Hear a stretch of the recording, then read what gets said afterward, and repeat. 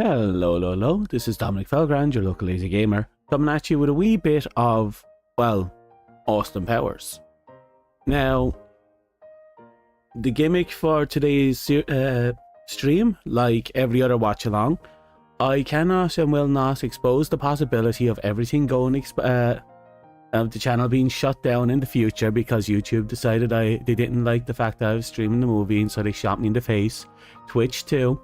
So you're going to have to source your own copy of the movie. I don't know. I don't care where you get it. I don't care how you get it. I do not want to know. I just don't want to be hit for distribution laws. So yeah. We'll be starting around past-ish. So if you have your movie set up, we'll sync up and we'll watch along. This is more useful for, doing it this way is more useful for Twitch's side, because Twitch has a lot of ads. And, well, this way we get to bypass the ads because you get to watch the movie uninterrupted. So yes, you need a movie. Hello Lou, how are you? Yeah, I'm an awesome one. So, Austin Powers Goldmember is the movie of the day. Make sure you have a copy, and we'll be good to go. So how does this work? Well, because I'm trying to avoid distribution laws that might get one or more of my channels shut down, you'll have to acquire your own copy of the movie. Now, I will show you where I am in the movie before we start. So we're all synced up, and we will be starting when that clock up there hits 00 in the second lot of numbers. Actually, 00 in the third lot of numbers. Second, 30. Yes, when we hit 30.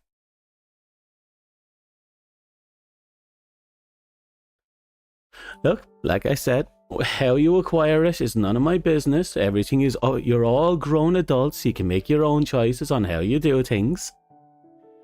I am simply here to make you all watch movies that I grew up with. So yeah. So that's all it is. I don't know where you get the movies. I don't want to know. I don't care. Just watch the movie with me. Rowan says 2 feet tall. Shut up.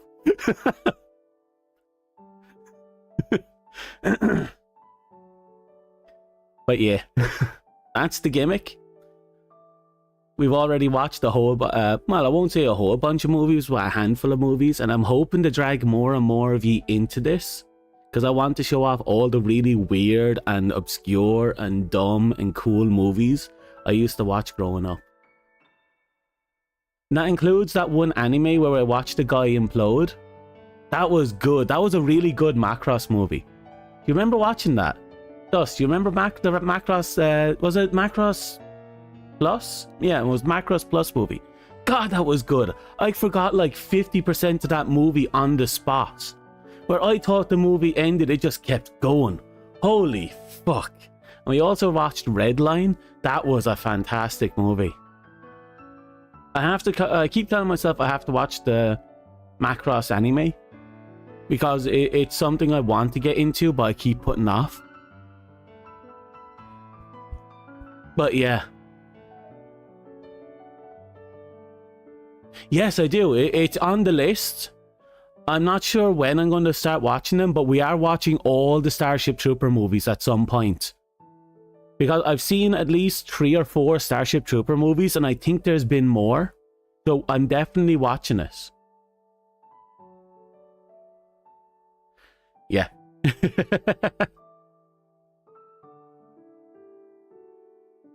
Traitor Mara? I'm not sure if I've seen that one. Almost all of them are on YouTube. Now that means it'll be easy for people to find. Thankfully.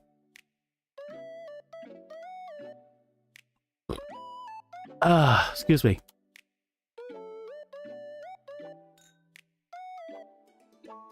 Give me a second. I'm going to just let my friends know that we went live.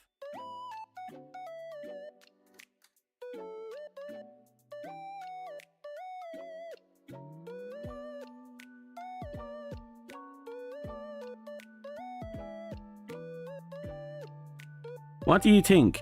Should we start streaming at past like we intended, or should we wait until 10 o'clock so that people have a chance to come in?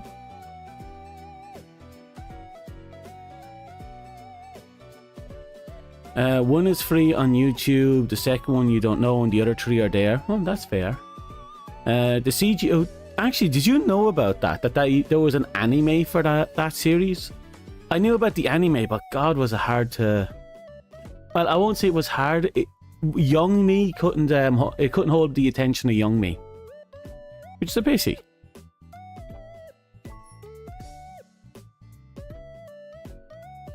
You want to let people come in? Okay, we'll hold off the movie until...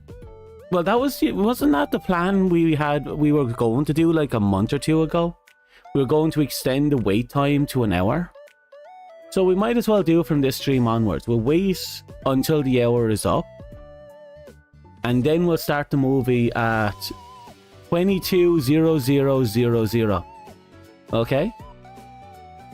That will give us a little bit of time.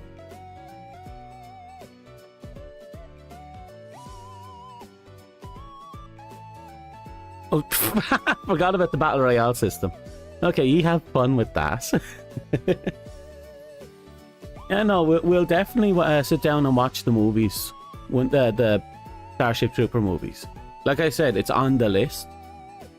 The list is technically the 500 DVDs I have stored in my shelf, which I still haven't checked. It's a big folder of over 500 DVDs. And it's on the second shelf off the ground, which means it's warping it's so heavy it's warping the shelves. But I haven't checked on it in like 2 years. So I really need to make sure the shelf isn't going to explode.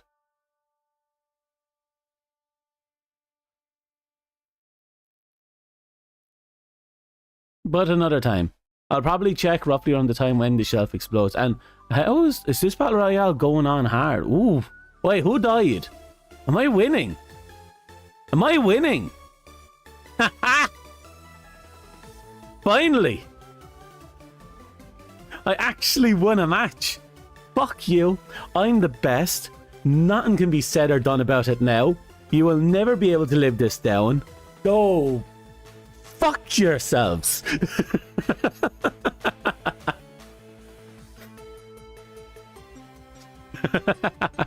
I'm the best.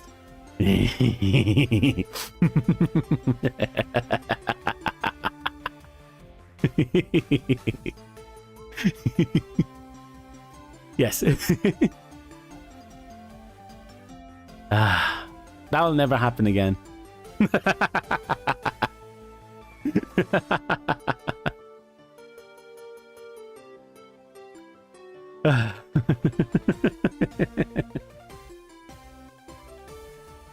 But oh god.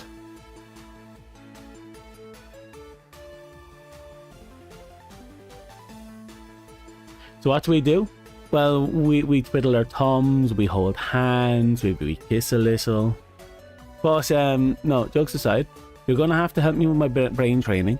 I do this some streams. Give me a second. I need to bring up the thing.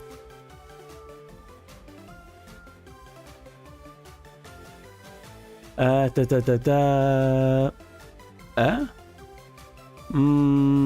it is. Reject all. Open.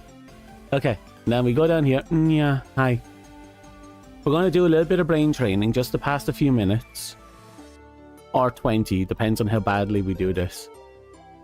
Now, we open with our power word.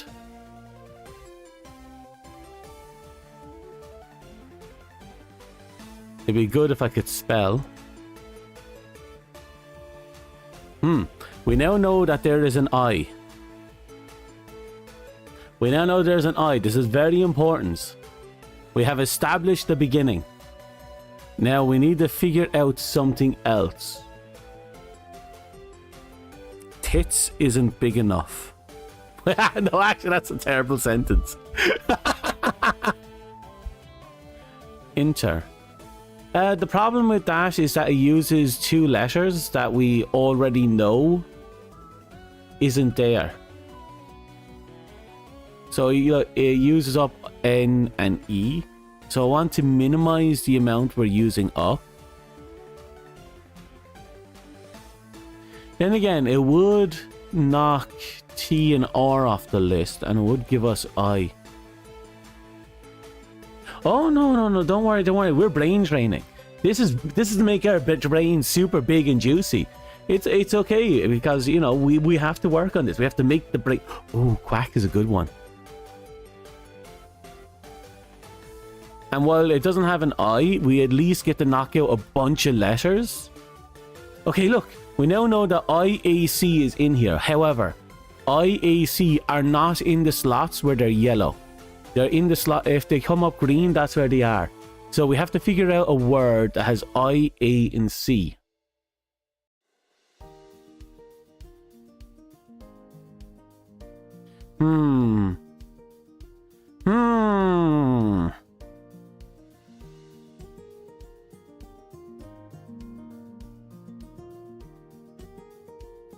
Oh, that's a 6-letter word. We're limited to 5-letter words. That's the dirty thing about the brain training. We only have 5 letters. The amount of words I'd be able to use if I could have 6 would be insane. And there are sometimes words that pop up that don't make any sense.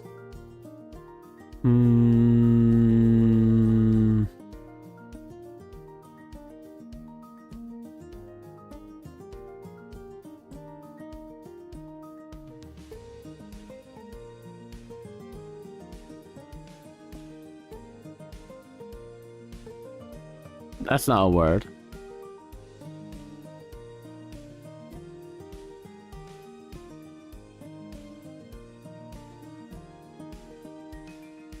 It's not tactile. Damn it. And tactic is a different word.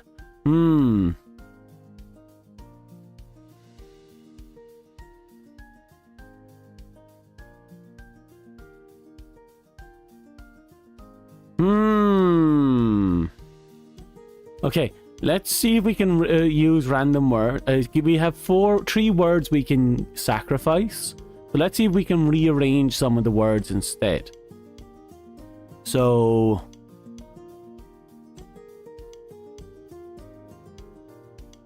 wait, is that even a word?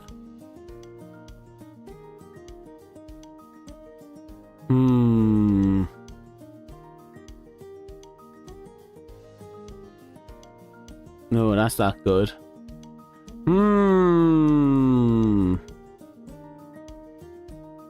Good is not a bad one. It experiments with the letter C and it opens up a bunch of... Oh, okay, we know the first letter is C. We know the first letter is C, and we know there's a lot of letters that aren't in the word. So what starts with C and has an A and an I that isn't in the slots that they're already, you know, shut up?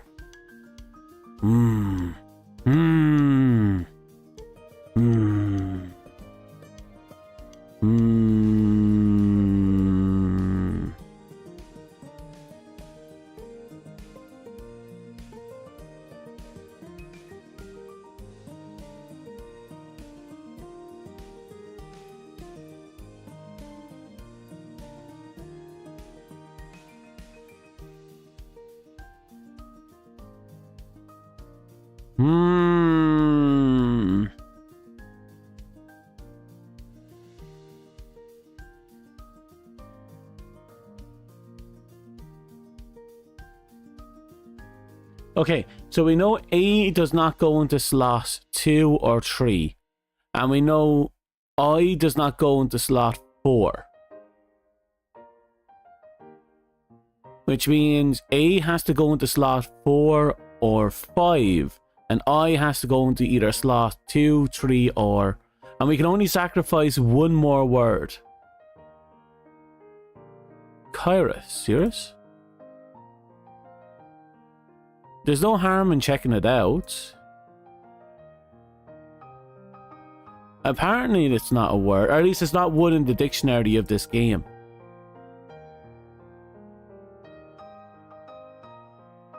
Hmm.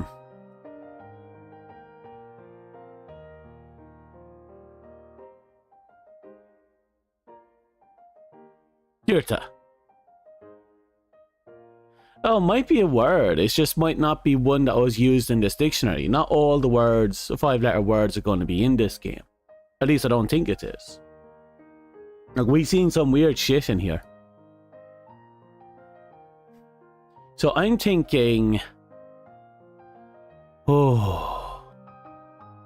Now remember, some letters can double up.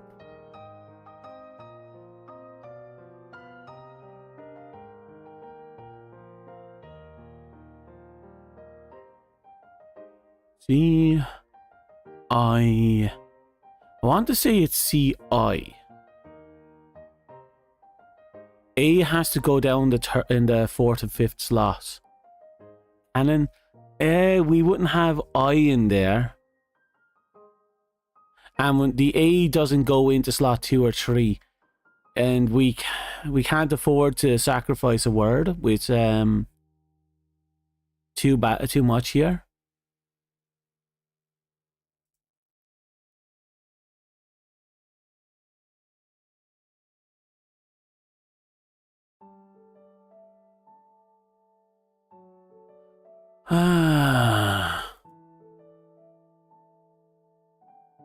The problem is I'm not too sure where to put it. I'm thinking CI. But we definitely have to put A here or here. And at the very least, if we have I here, we'll know if it's supposed to be there or not, because that'll mean the I is either here or here.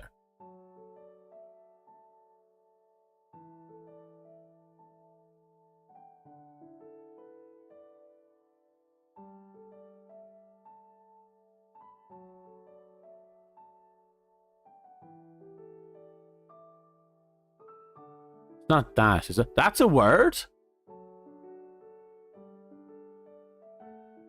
Okay. We figured something out. We actually figured something huge out.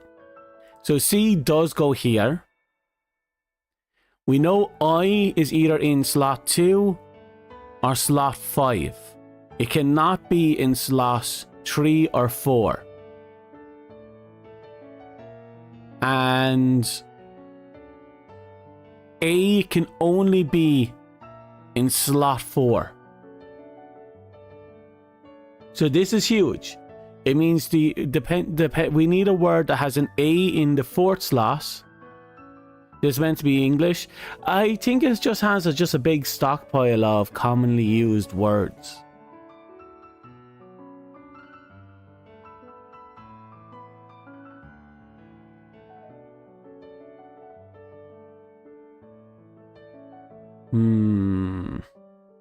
So what do you think? Because this is the hard part. We have no more some words to sacrifice, and we only have one green letter. But because we have tested A in every open slot, we know for a fact where A is supposed to be.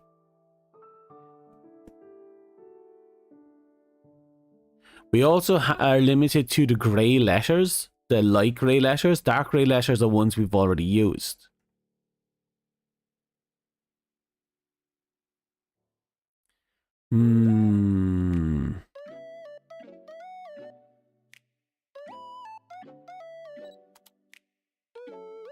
So yeah, I'm fairly certain I is in here because I can't see many of the other letters here following a C. Can anyone else see other letters like the remaining letters following a C? I can't see a B following a C. I can see A, but we know that doesn't work. I makes sense. But F, G, J, no. T? I can't see it. Y, definitely not. Z starts most words or end most words, but it's never in the middle unless you're American.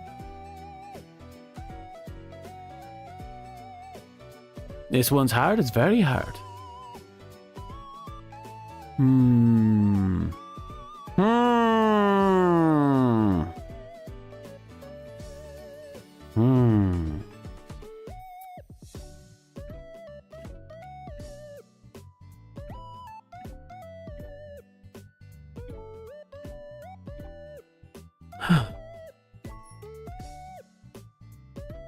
DI.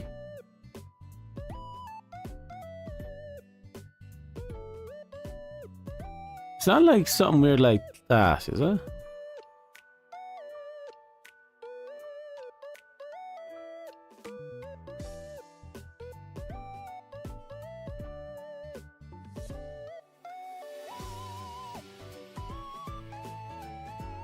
We know A has to be here, which means here and here are the unknown ones. And I still has to be chosen between here and here. I can't see the I ending. It could end, but I can't see it ending. Not with it being the only real letter that follows it. Hey hero, how are you? How's life kicking ya? We're trying to figure out... We're trying to figure this out, and it is kicking our asses. Our big juicy brains are juicifying as we try and figure this out. Cacti. Oh, it doesn't work. See, look at the A right here in the second slot. It doesn't fit here. It has to fit into the fourth. God, cacti would be a lovely one if it worked. God, that would have been fantastic.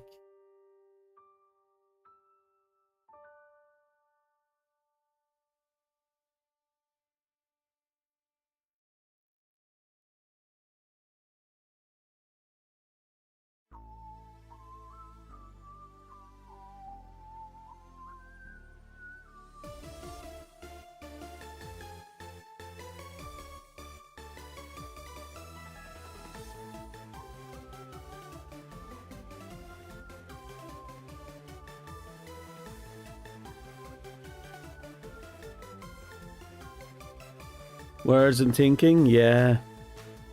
Also, we extended the wait time between the start of the stream and the movie to about an hour.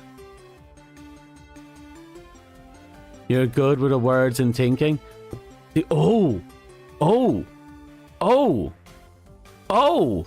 that's actually a good. Oh, yeah. Yeah. A little bit of the good stuff from Metal Gear Solid. You know, this is Big Boss's choice of smoke. A good old-fashioned cigar. Yeah.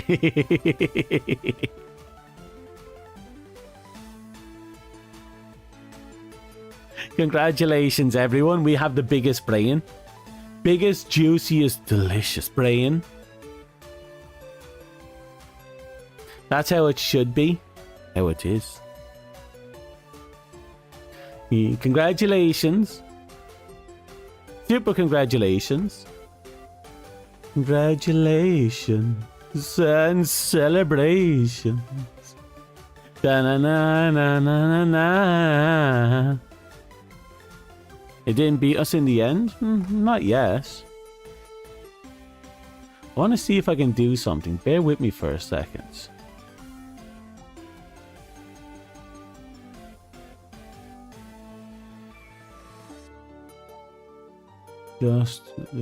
Oh wow,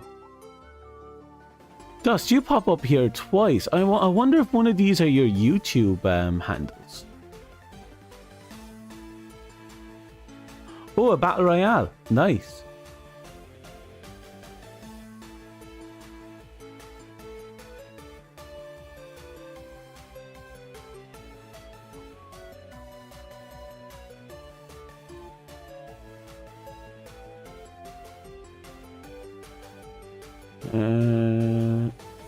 You enjoyed that for a second. Weird. It's not. It's like some of my information here isn't actually information. Interesting. Oh, I found you. As a reward, Louis, I'm going to give you 1,000 points. There we go. And then, hero, I'm going to give you 1,000 points because you're here.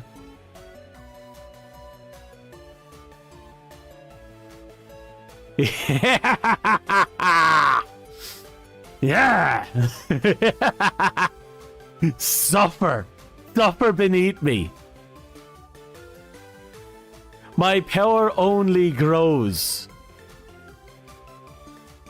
And I'll even give Dust 1,000 points. Now let's see if that stuff actually... Yeah, hell, you have money. That is thanks for the brain training bullshittery. I hope you enjoy it. Have fun.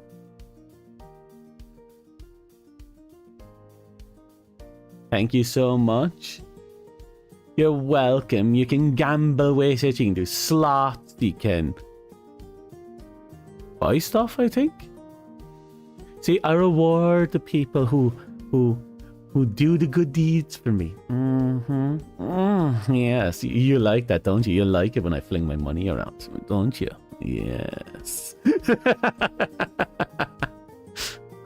And he bets it right away. Gone. Just gone.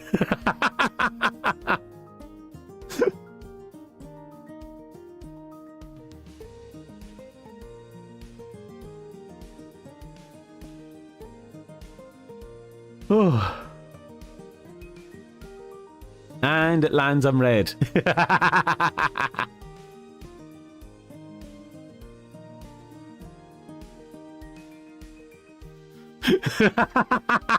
Immediately gone.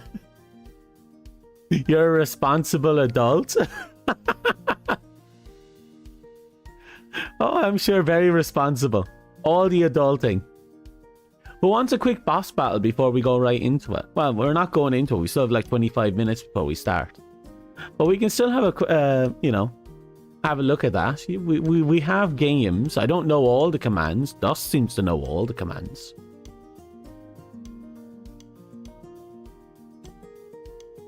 Oh, more gambling. Ooh, 30 red.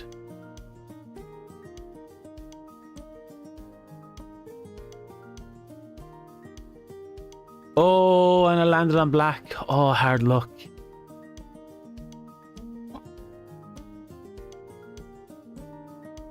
We got a baseball bat, but it's finicky. We do.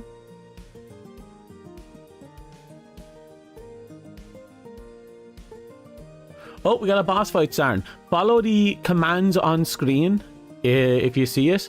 You have a limited time to join. You can see the timer down there. Pick your class, and when your turn rotates in, you input the commands for the skills you have.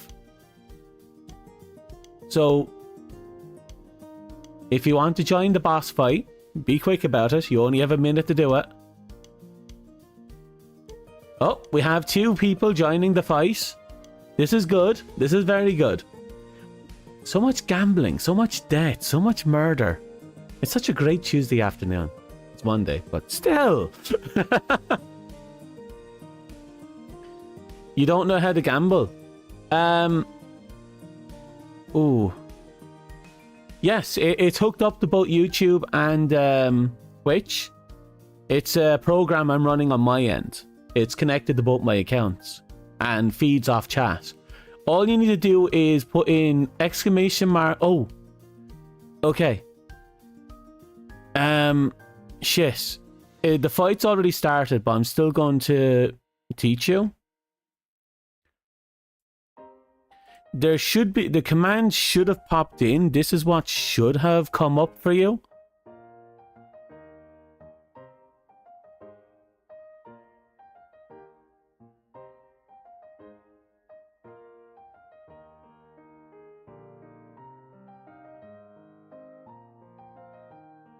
Let's see if it's actually working. It should be working. I'll have to double check, but yeah, no, I should be connected. Yeah, you see right there?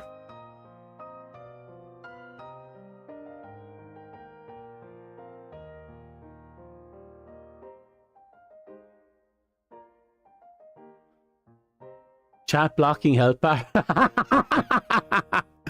Chat is sabotaging you.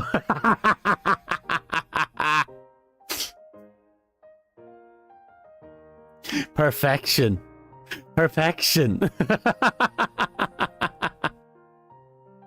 Oh, congratulations, here. You actually won some money back.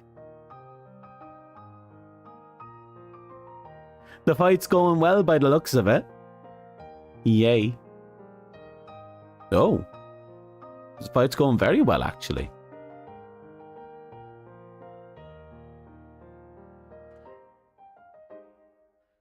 So, Dust, it's your turn.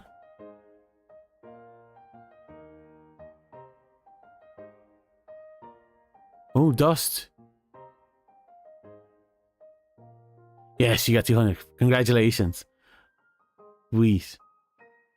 The fight's going well. Look at it. Look at this fight. Look at this pumpkin boss battle.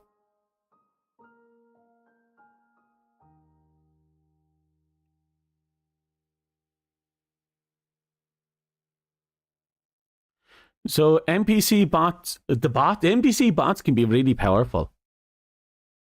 Not always reliable, but really powerful. Also, fire is super powerful in this game. Because if you get burned, you're screwed.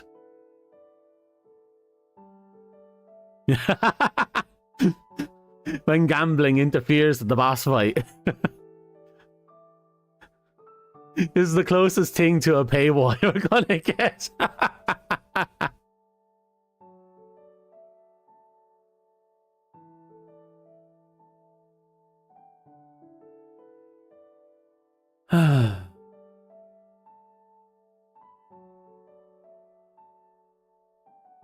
Just so you know, when the movie starts, we're going to get hit by Twitch side is going to be hit by an ad soon after.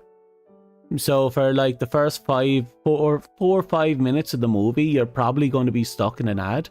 But don't worry, we should be able to just start the movie before the ad starts. So we should be well on the way by then. You lost 200? Oh, that's terrible. You have the option to do slots as well, Hero. It gives you like 4 or 5 coins if you win and you don't lose anything. Just put in ! slots and you'll pull up a slot machine. Though I don't think you can see it while the boss fight's happening. The pumpkin. I'm actually not, I think it's just called the pumpkin boss. I'm not 100% sure. We have another boss. We have 2 bosses. One is the Pumpkin Lord. Oh, that's his name. I think it's the Pumpkin Lord. And the other one is the Pumpkin King. And the other one is Rathalos from Monster Hunter.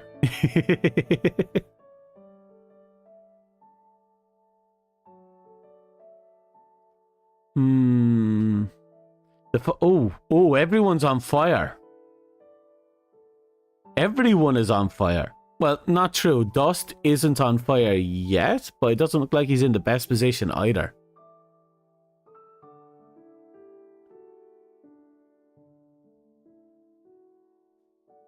And a third one who one-shotted Corey. Oh, right. There was another boss, wasn't there? Remember correctly, there's 2 default bosses. The Pumpkin is one of them, and I added in the Rathalos. I want to find more bosses. Heck, if I knew how to make my own bosses, I would. I'd totally kick your asses.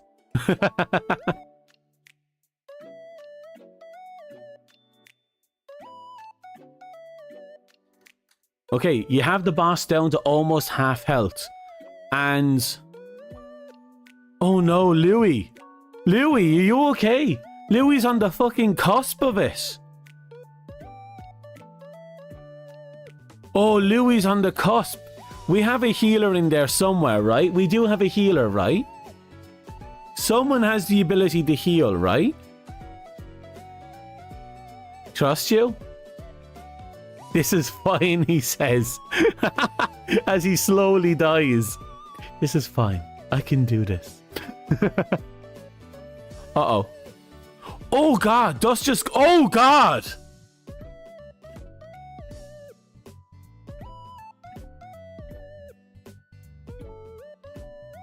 Dust, you just got fucking deleted from max health.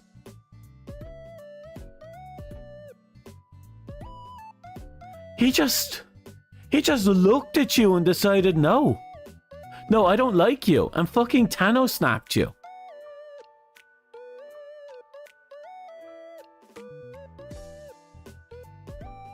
Scald is deadly. Yeah, that's why having Protect is really good.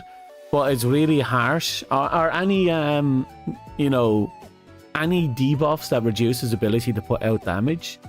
Otherwise, ooh, it hurts, you know?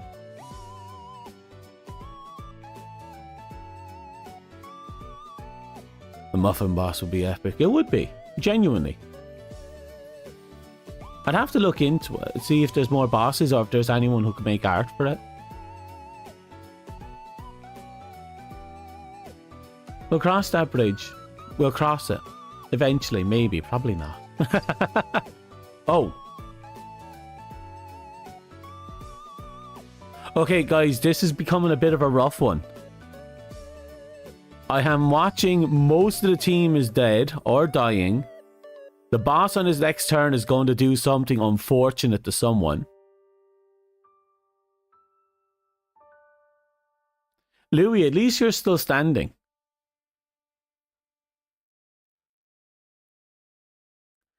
Everything rides on Louis. We ride or die on Louis.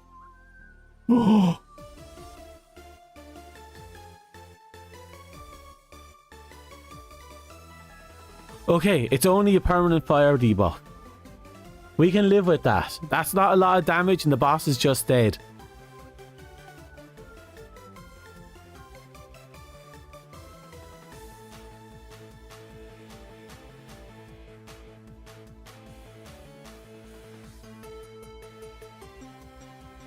Go on, hit him with everything. Oh, you don't have to input the name. You just have to input the ability. Oh wait, yeah. Not sure why it says at target.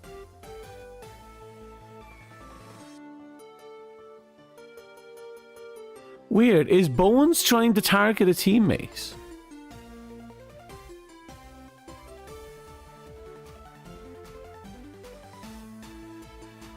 It is. Bones summons a skeleton on the teammate, and the skeleton attacks when the teammate's turn comes around. That's what it does.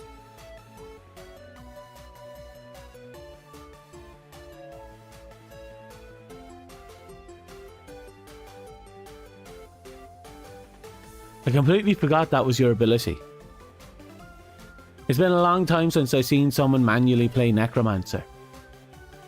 So yeah, you do have the ability to summon the dead, but you have to choose a teammate to summon it too.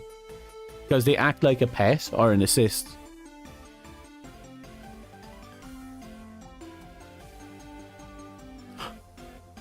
You won! Congratulations! Congratulations to all participants in the great epic slaughter of the pumpkin. You can now eat. You have the option to eat your food. Dinner is served.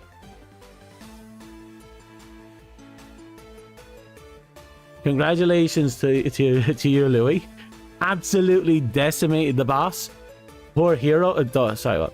Poor Dust got absolutely decimated too. And I suppose by process of elimination, that makes Louis superior to Dust in the forms of boss combat. You want to fight again? Okay, Hero, do you want to join the fight as well? I need to make sure everyone's here. If Hero, you want to join the fight, I'll put in that command again, just so you know. So that's the command you have to follow, Hero, if you want to join us. In the meantime, we'll just put in...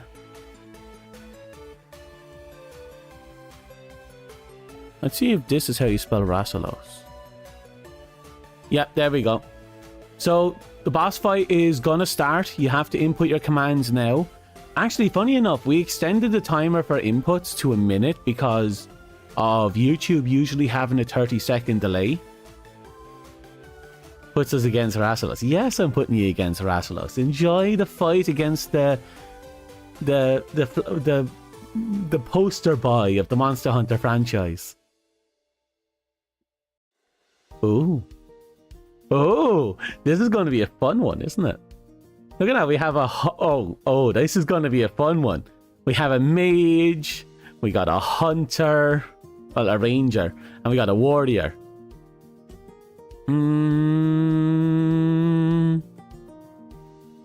It's almost like Final Fantasy XIV's taking the Monster Hunter missions.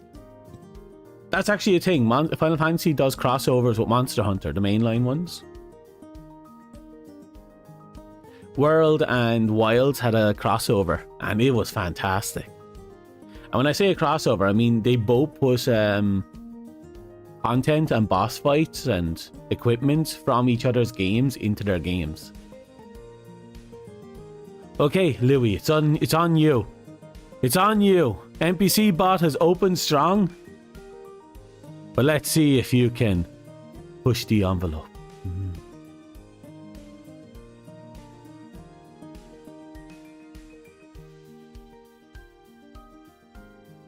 Ooh.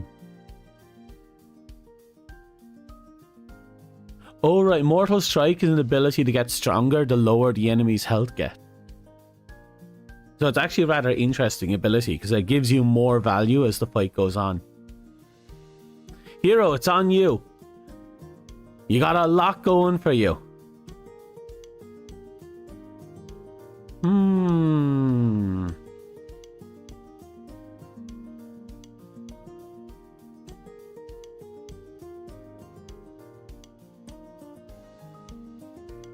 Interesting. It kind of... It feels like Ranger is designed for putting down a lot of damage over time.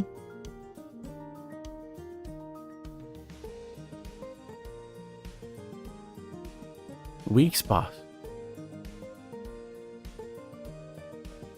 Yeah, that input should be... There it is.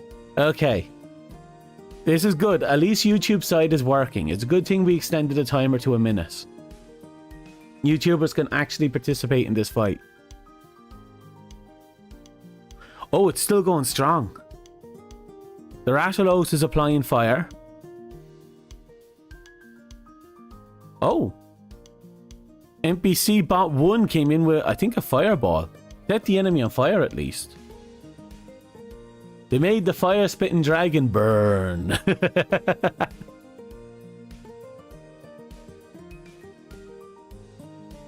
Oh, that was Song. Oh, the hunting horn of the team.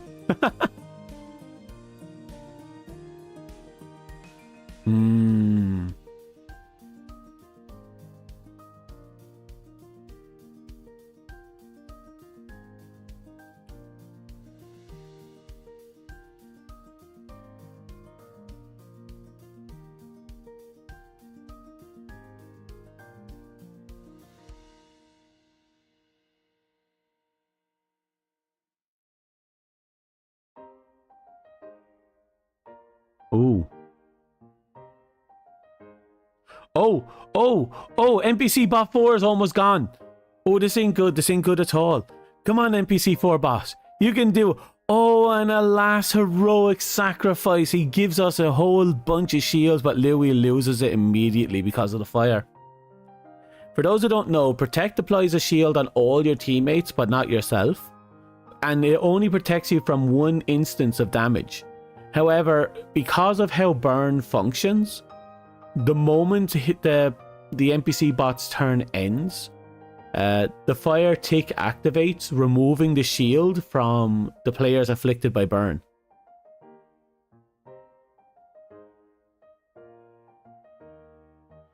Someone just died. I turned away from a second. NPC bots 4 exploded. No, NPC bot 4 was so pivotal to the fight.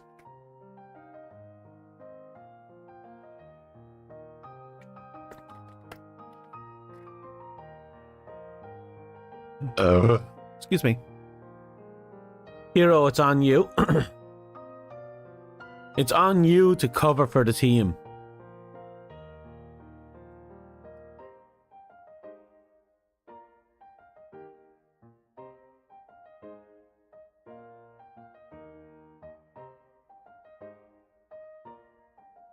Oh, straight into power shot. I don't think you're even halfway there. By the looks of it, you're a third at most. Also, you have 6 minutes to end the fight or we're going straight into the movie. So, do your best.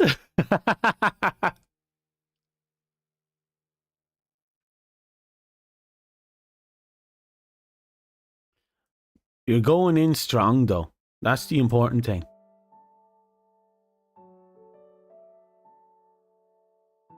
Oh, boss is halfway down. Oh. Oh. Oh. Oh, Louis, you're in trouble there.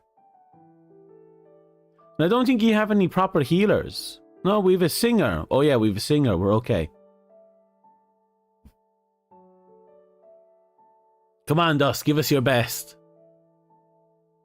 I think thanks to NPC bot 3, you can push the envelope, but only barely.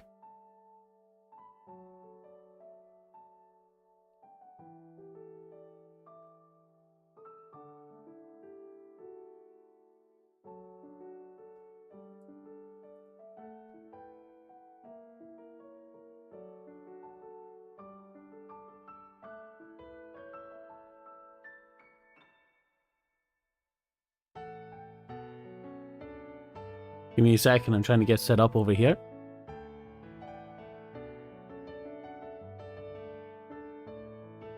Okay.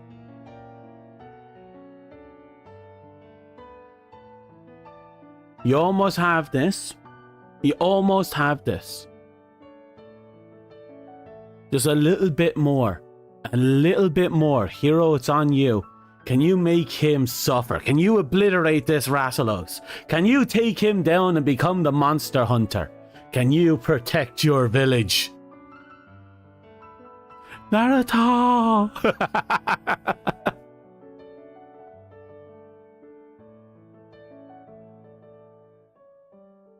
Yep, ads will be coming in soon as well. So we're going to have to get everything set up and off, going off very soon.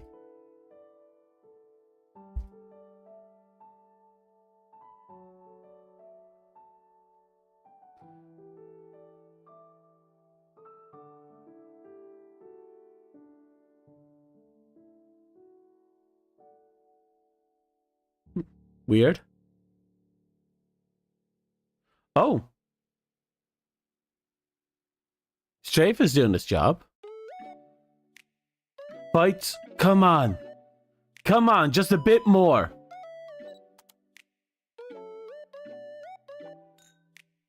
Just a little bit more. Oh no. Oh no! Dust is obliterated along with 2 other NPCs on the 11th hour. You have to do this. You have to. Push into it. Give it your best. Come on, Louis. We believe in you. You're the hope of the future. It's almost dead. Hero, it's on you. Hero, push it. Push it hard. Make sure that he feels it in the morning. You're almost there. Come on. Just there. We're cooked? No, we're fine. We're fine. We just have to hit it one more time. One good hard hit. I believe in ye.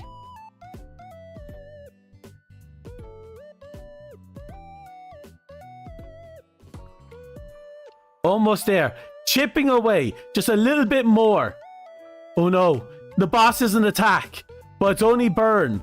It's only burn. That's okay.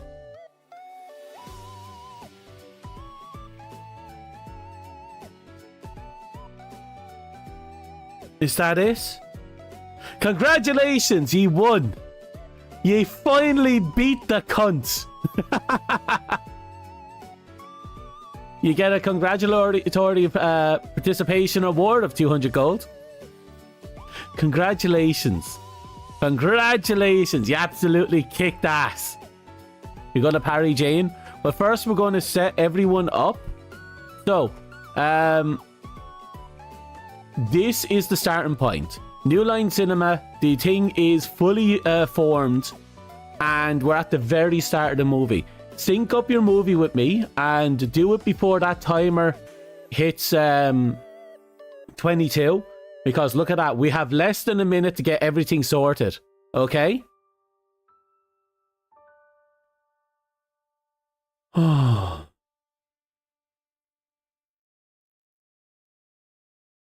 Less than a minute. So let me know when you're all synced up and ready to go, okay? Okay, we're about to enter the 10-second mark. I'm moving into theater. 10, 9, 8, 7, 6, 5, 4, 3, 2, 1. Go! Go! Go! Go! Go! Go! Go! Go! Go! Go! Go! Go! Go!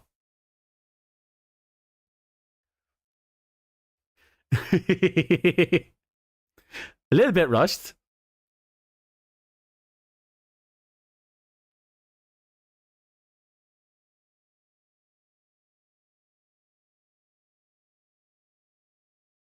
Oh, off to a strong start.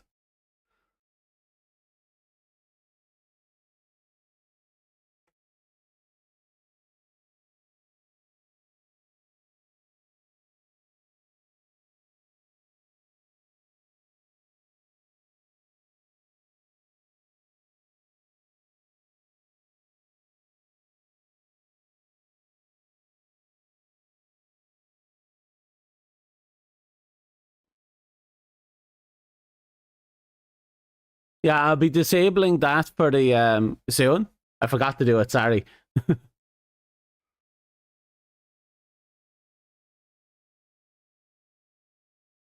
I'll let you get this last best in.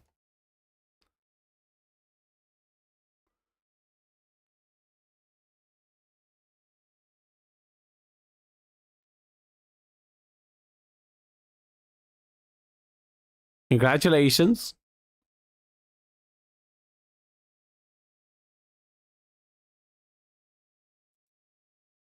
The Jaguar? Yeah, the Jaguar's fantastic. It's my favorite car here. Where did the fucking Uzis come from?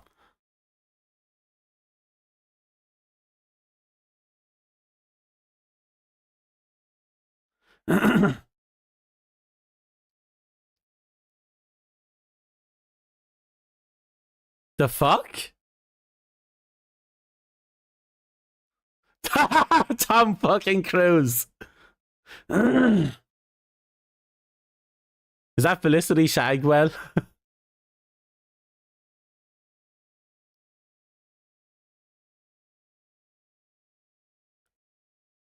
No wonder everything is so.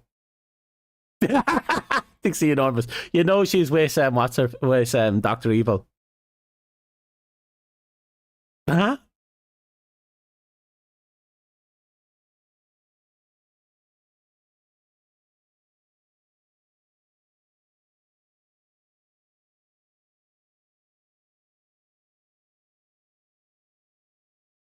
Yeah, he went with Shag now.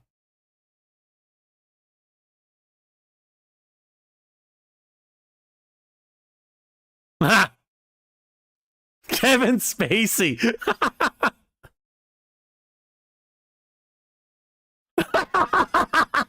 Danny DeVito.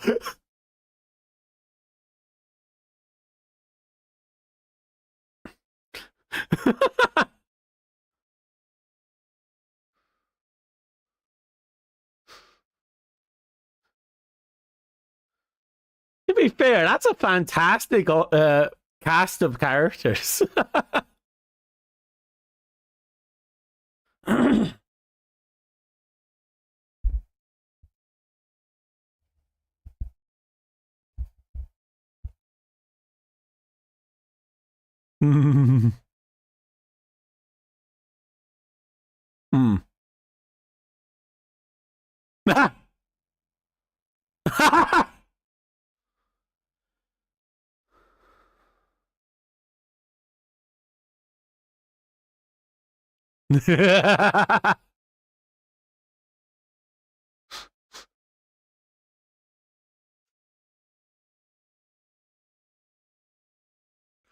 You want that to be a real movie? It would be fantastic. Do do nee nee nee nee dee nee nee nee nee do dee nee nee nee do. You know they got Steven Spielberg a stunt double for that. Oh, he quote unquote never lost his mojo because he always had the balls to do what he needed to do. Therefore, he always had his mojo. That's how they explained it in the end of the second movie.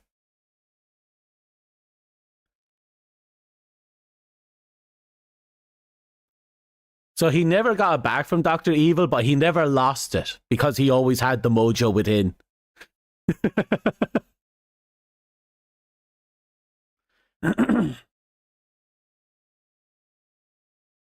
I forgot they actually kind of ripped on the movie industry at the beginning of this. But seriously, these are all some pretty big names they brought in just for a gag.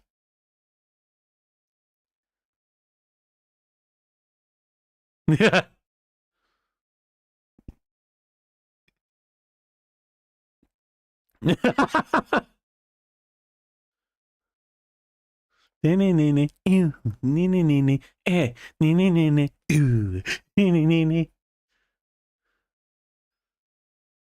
What?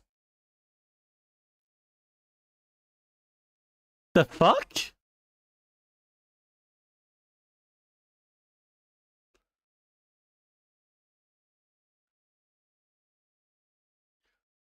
They're having a dance off of Britney Spears. Fucking hell.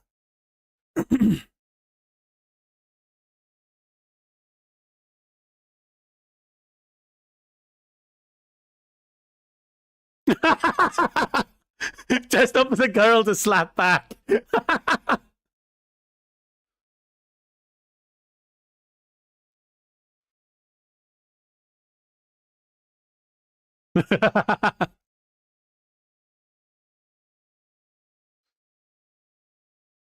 All right, a reference to the first movie. Killed Britney Spears. He killed Britney Spears.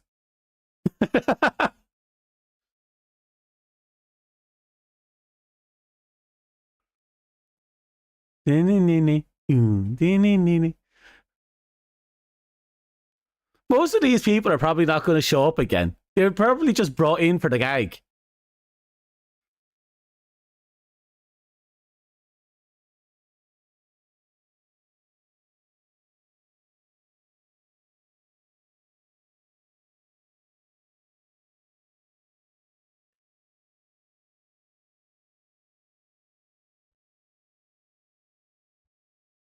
Mini Me's back, is he? Yeah.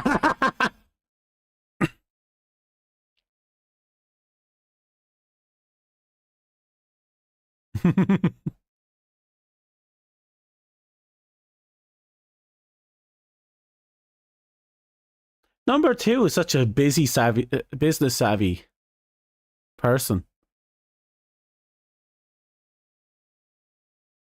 Sorry, what?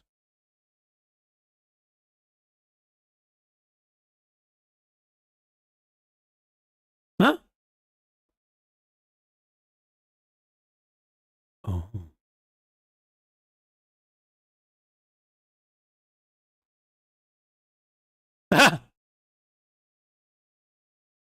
Wow.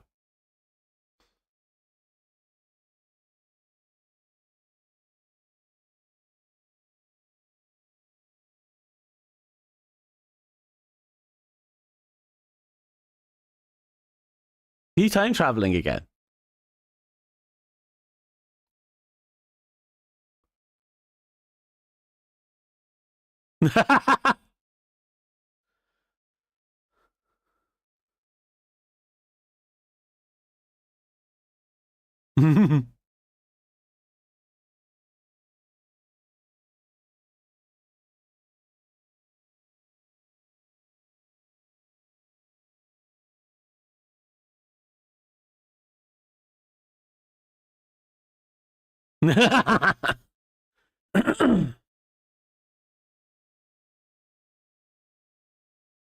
Oof.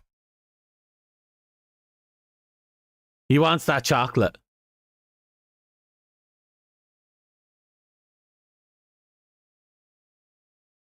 Is he? Huh. I didn't realize Dr. Evil was from Belgium.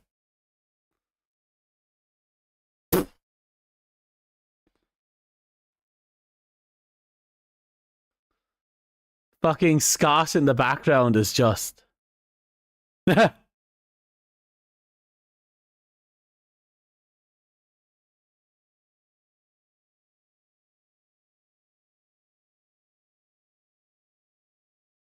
I'm still convinced. No. Hmm.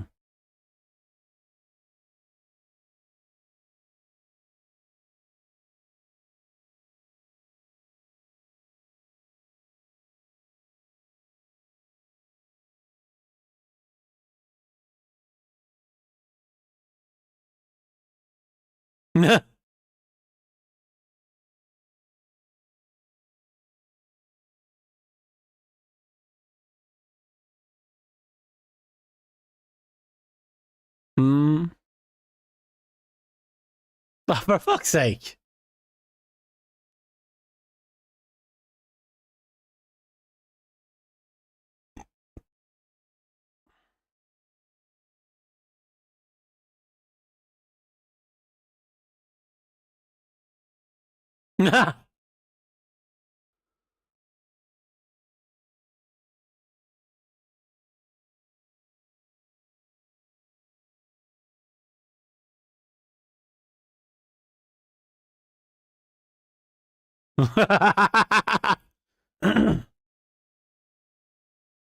It really is like catnip, but much worse. I bought like a €20 bag of those mini chocolate eggs. There's a lot of those chocolate eggs.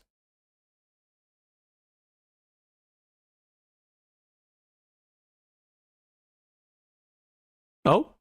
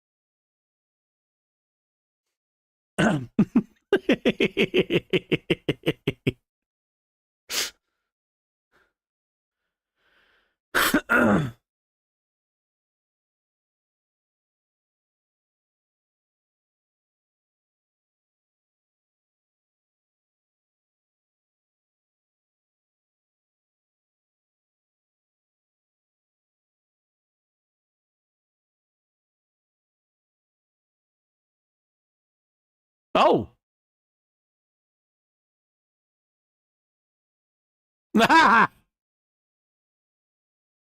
They actually stopped him.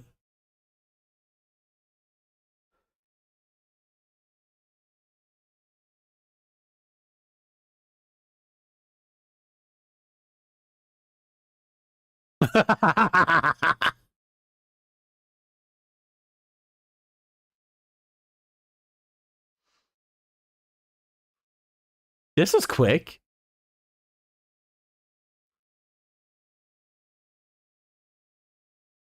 Oh.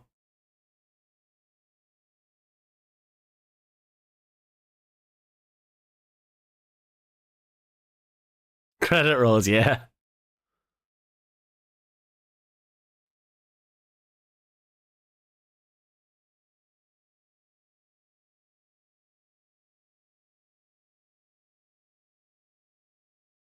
Of course. Why are they laughing?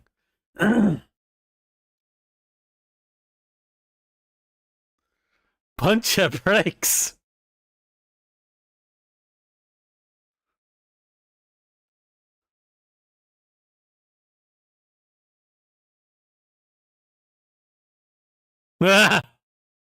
Father issues.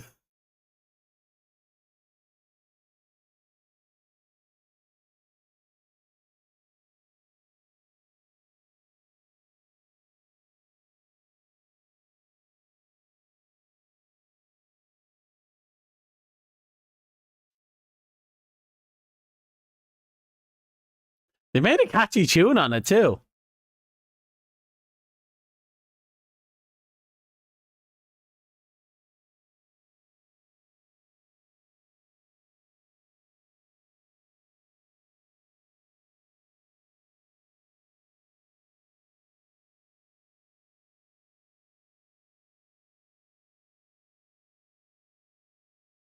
Hmm.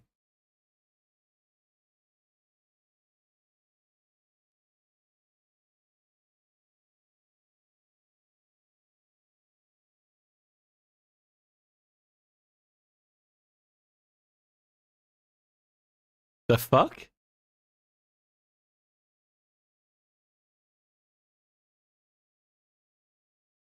I'm sorry.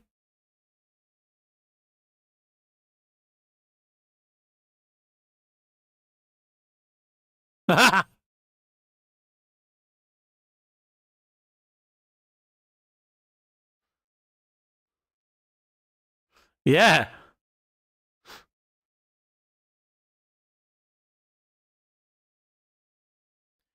I feel like she's a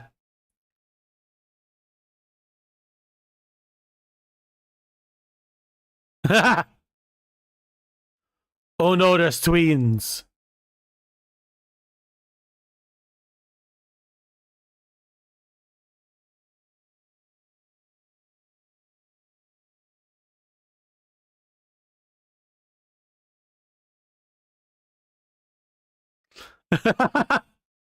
Also, I'm pretty sure they're Doctor Evil members if they have the name, like that. He is done. No, he is done.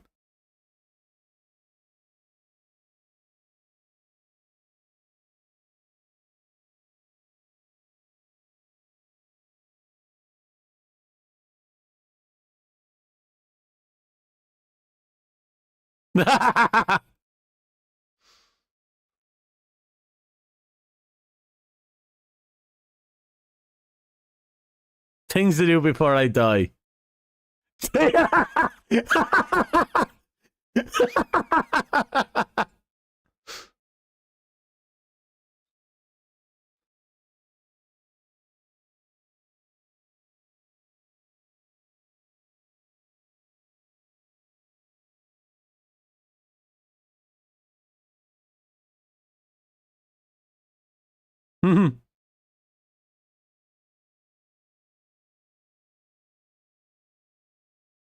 Oh? Oh, no, you could have kept that to yourself. I'm sorry, what?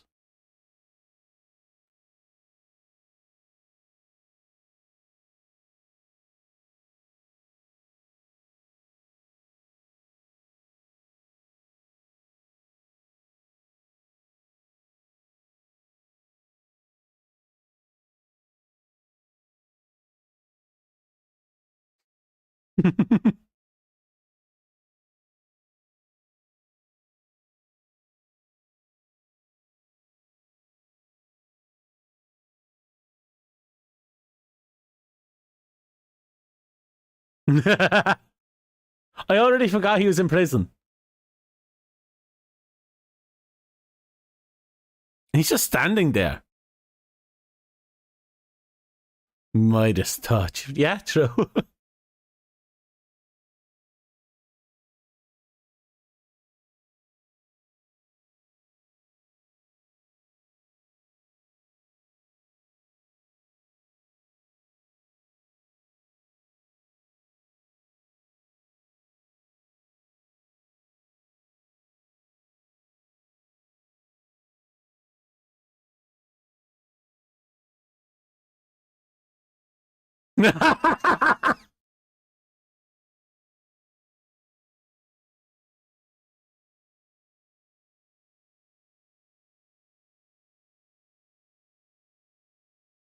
My father from the truth.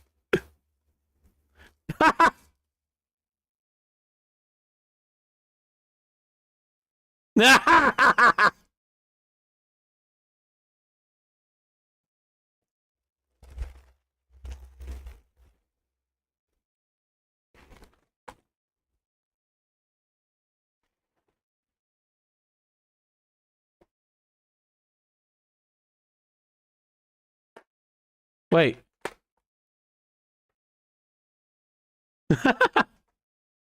Wait, how does he know about the academy?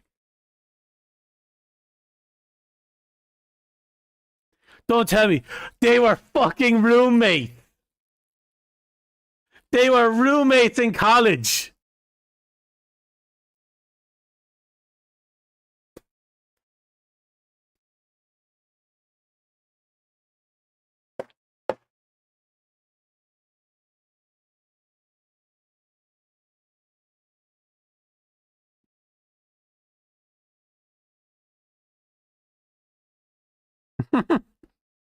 So what, he's fucking the teacher?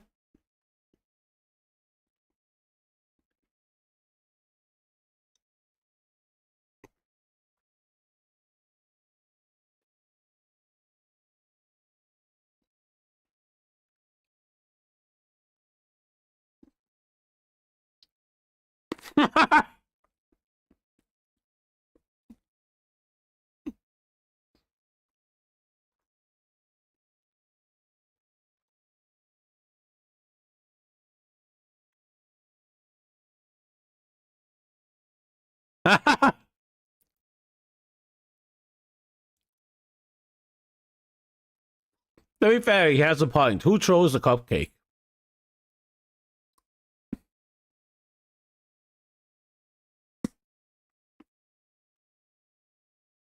Oh?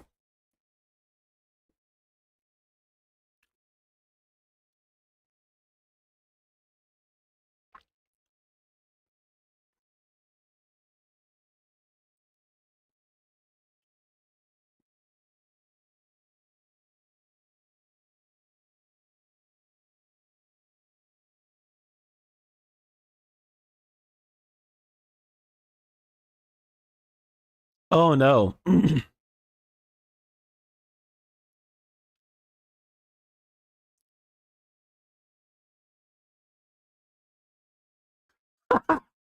The janitor's in every sequence.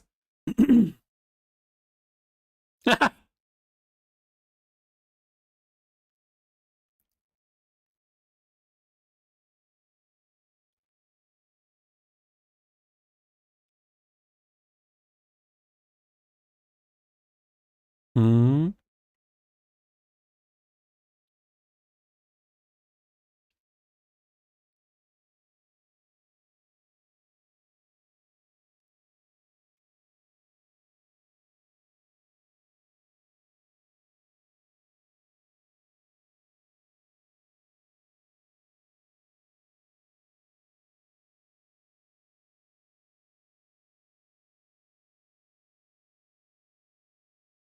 Huh?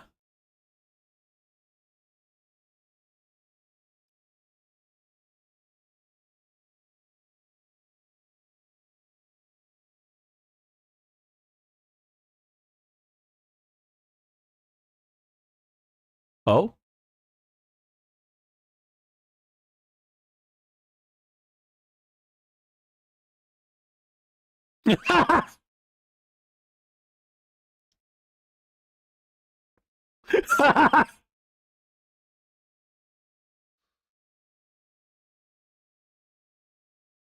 What are the chances that was an accident?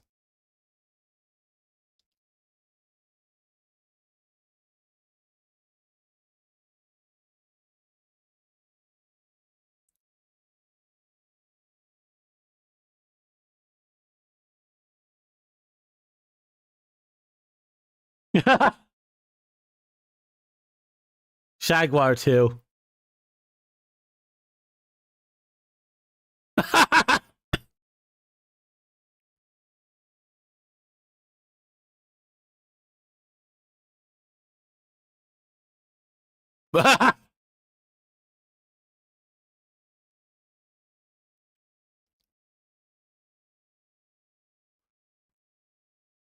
Wait, so it just bunny hops him to the 1970s. He doesn't drive. Back to the Future has a lot to learn.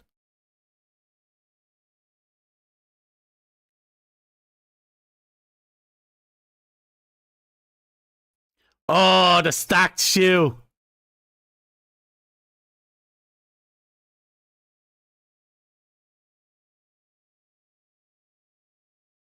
DeLorean schlup. Oh.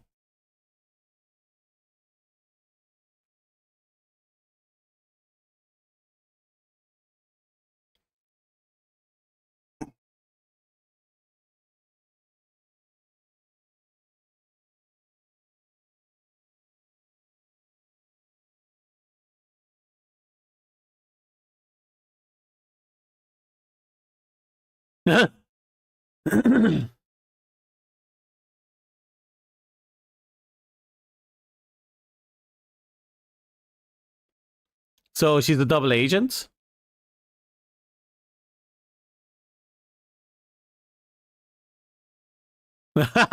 69. They found a nice building.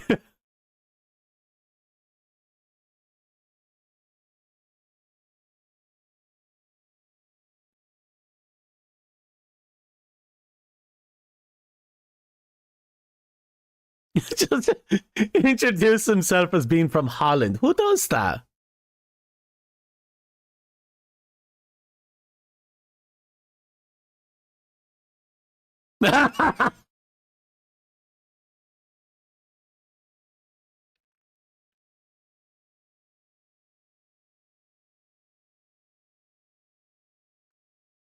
That's a man living his best life.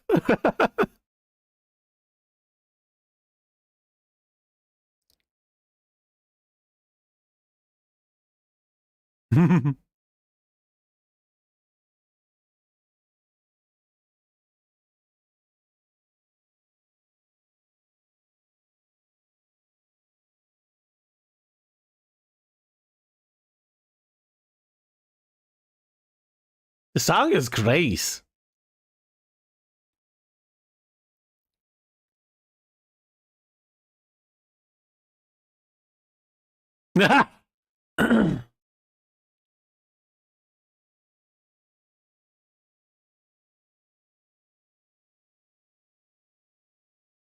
They did their best to emphasize his crotch, didn't they?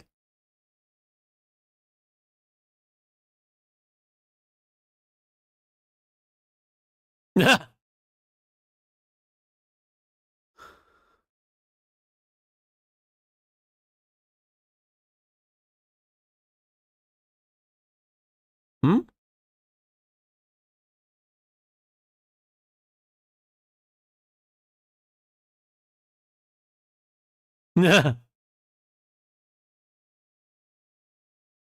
God, the sass.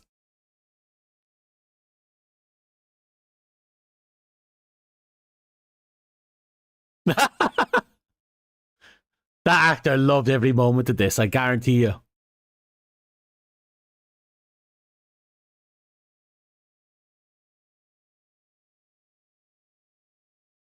Ooh.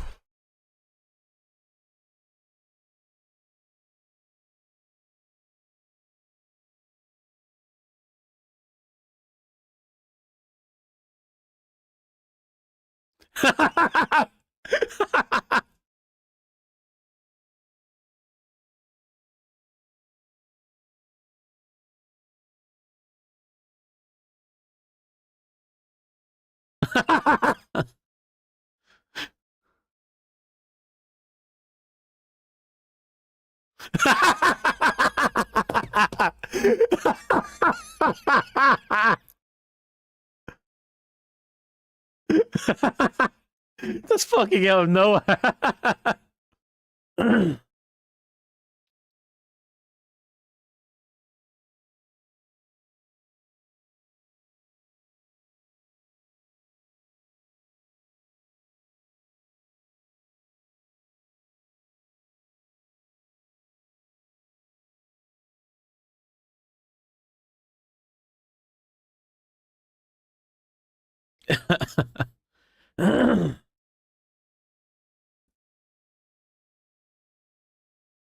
Ah!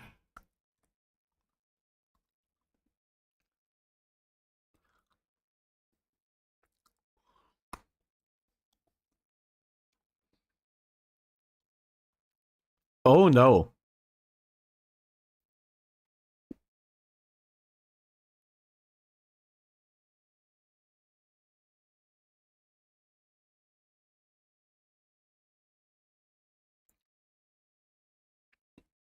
Six, seven.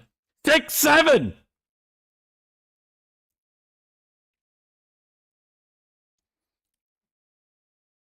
Did he say Gatling gun?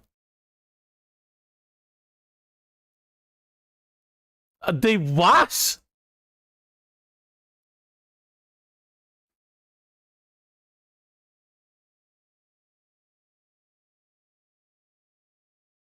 Hi.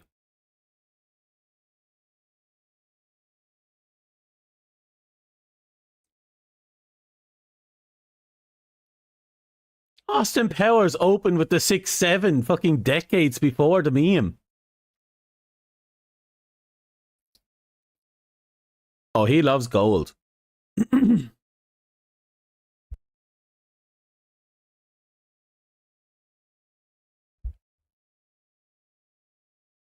He shoved his dick in it. He tried to fuck the gold, I guarantee you.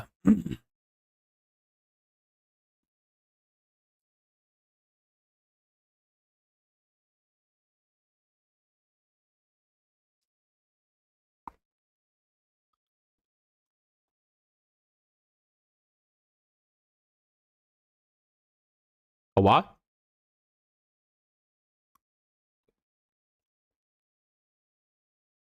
Huh? Well, that sounds good, actually. No, okay. Oh, yeah, that's good.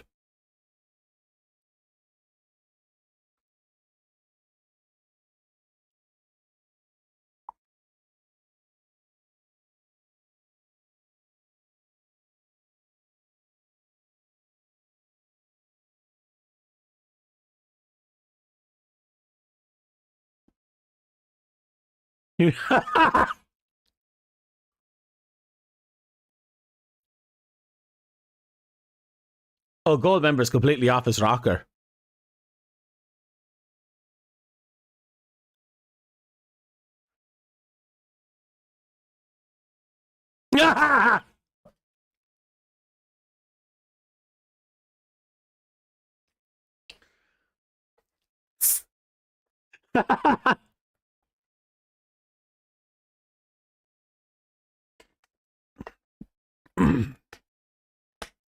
Mm.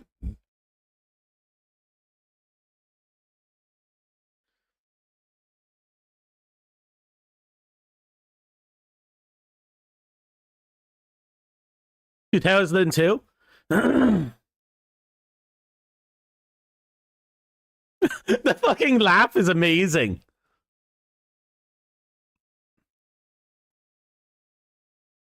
Also, 2002 is when the movie came out. So I like they actually just have him going back to the present. Air past.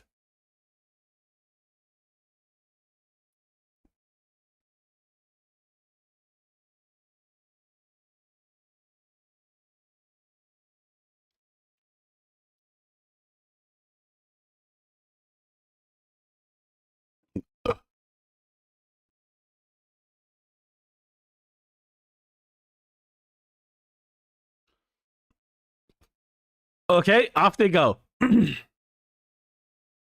God, this movie's fantastic. Do-rag.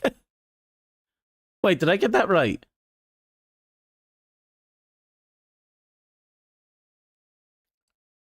Why is she dressed up? Oh.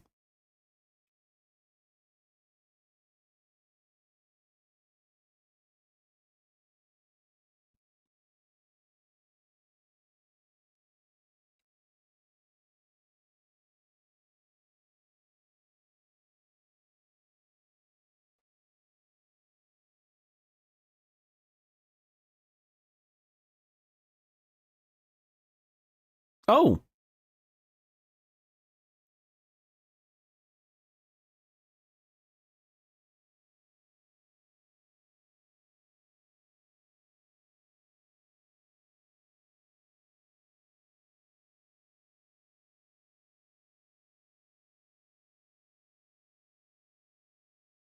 ew.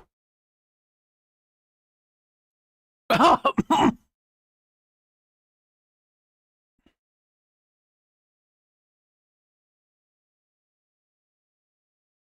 sorry, a 15-year-old what now?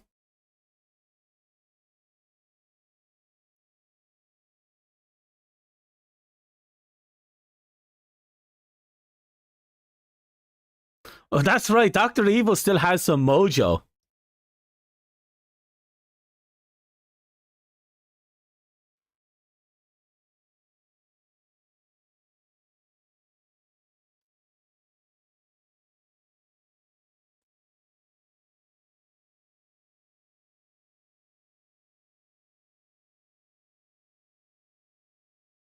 Oh, that's cute.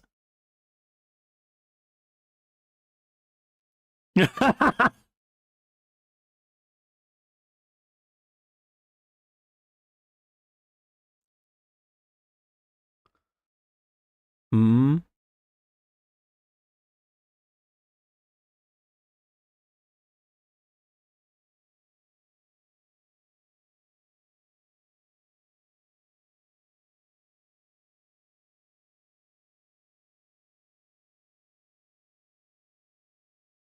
No, the song.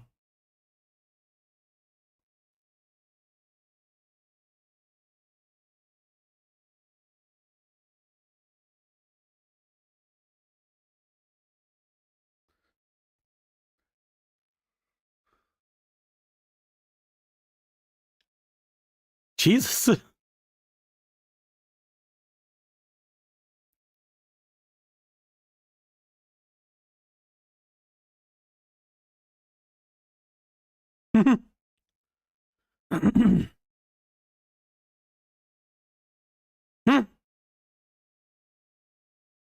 They're just throwing random words.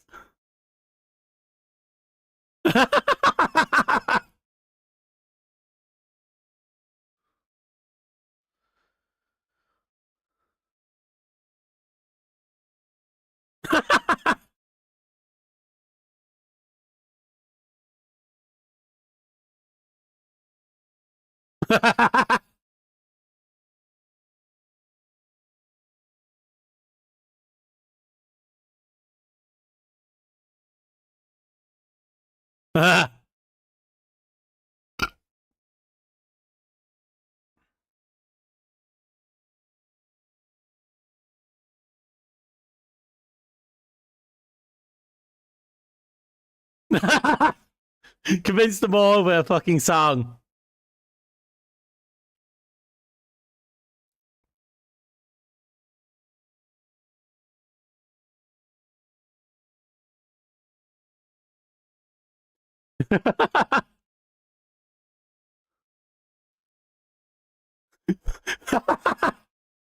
And at the time, the fucking change is closed.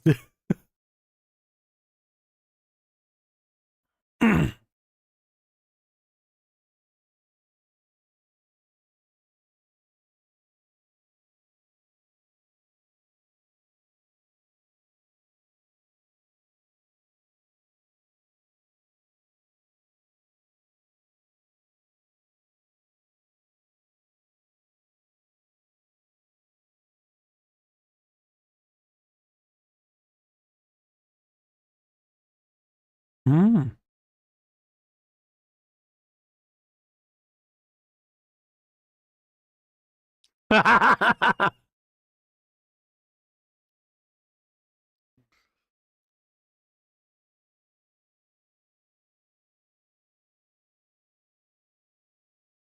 Mm.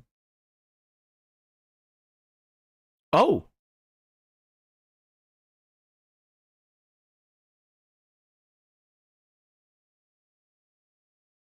Oh, no.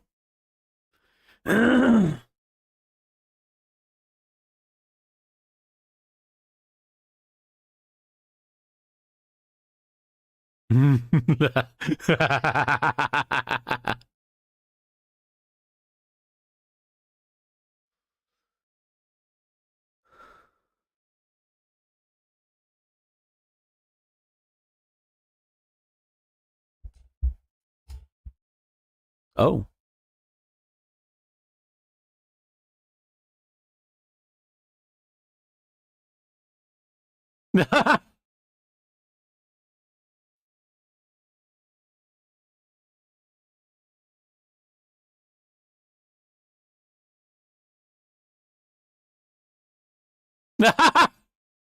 We all made that connection.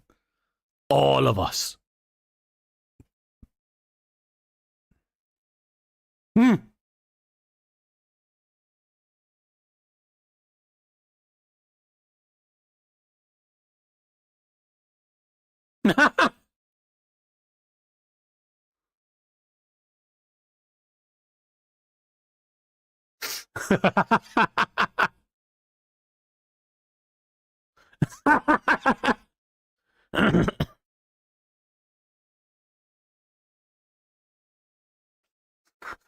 That's horrible. All the mole. He's a very good mole. Oh, for fuck's sake. Even the little legs are flipping.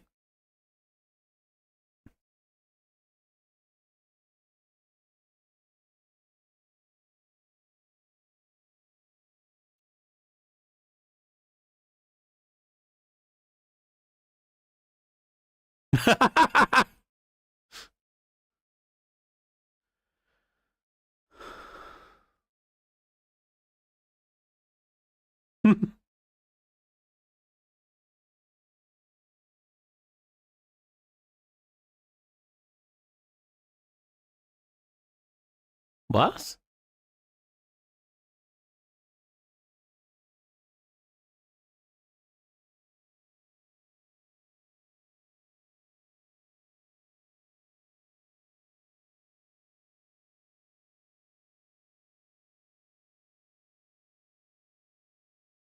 Ew. Just ew. At least he's recycling. Yeah.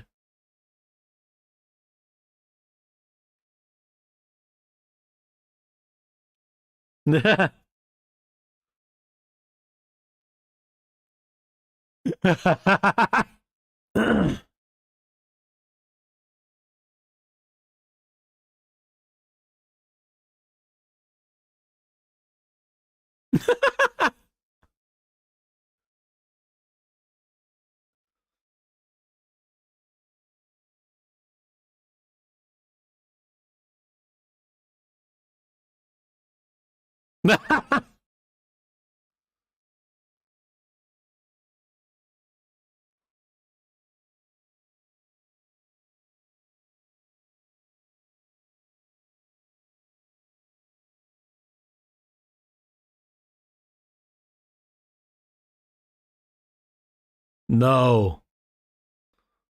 Mm.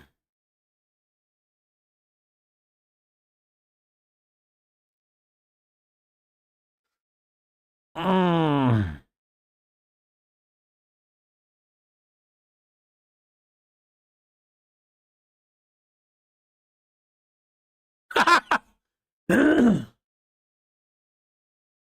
Dude's packing the extra nut.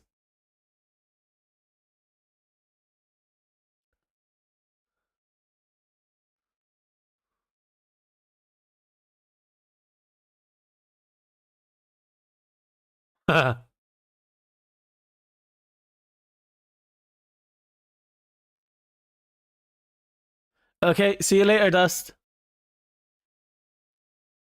An early day for you today. Bank holiday. Makes sense.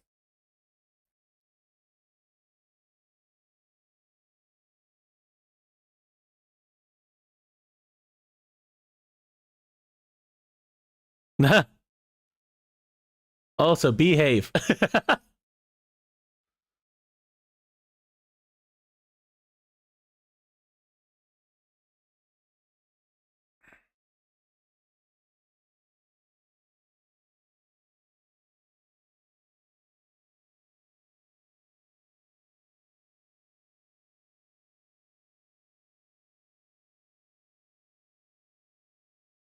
Oh no.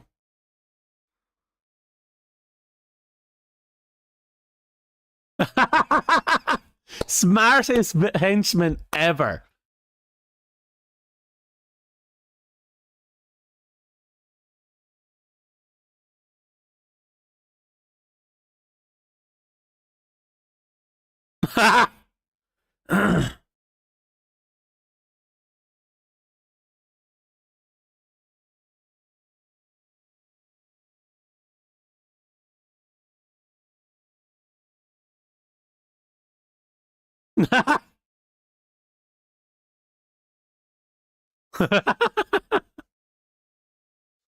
They're really going all in on mocking the Dutch here, aren't they?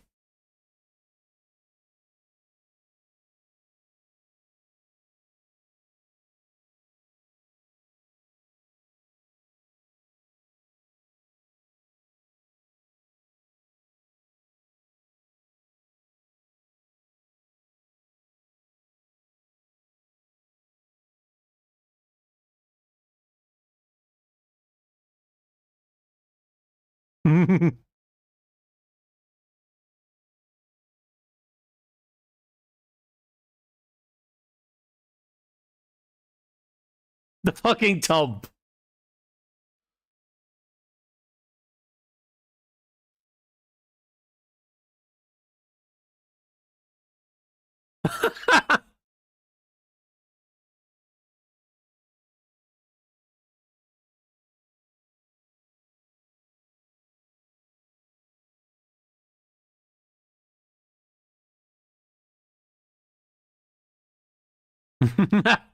Smart. Getting in with mini me. God, mini me is packing. Your mini me is packing.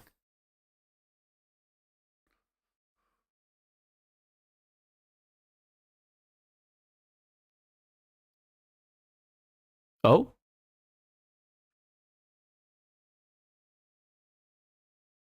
Oh?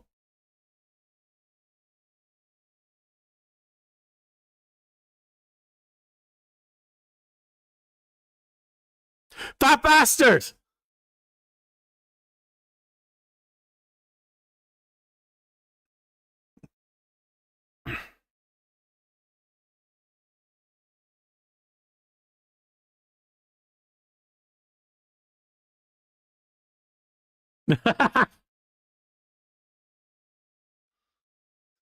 Go on. Oh! Oh! Oh!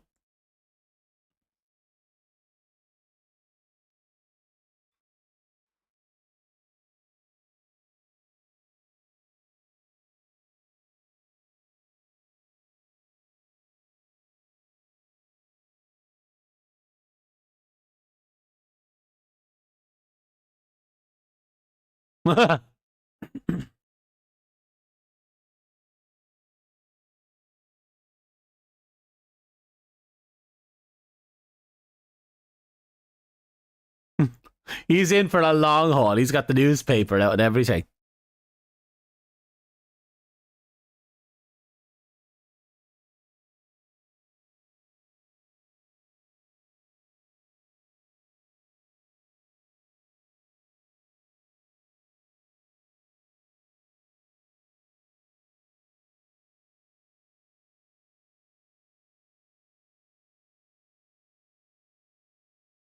It gets worse.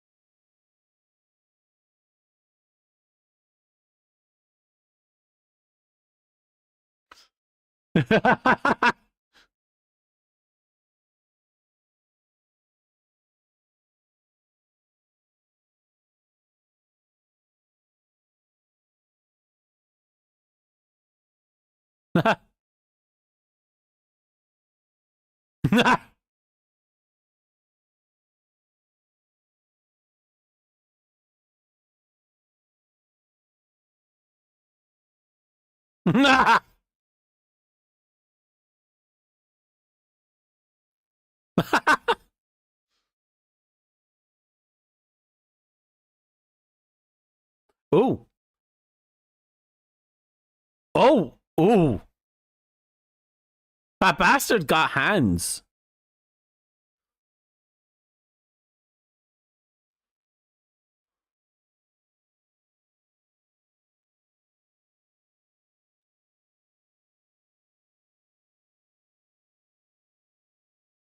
No, the poor guys. No.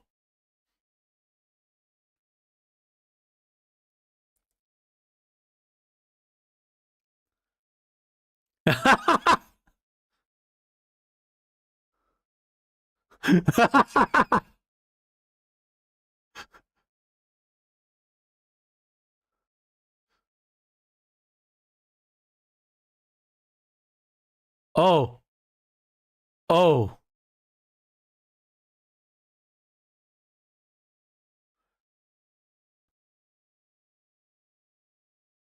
oh!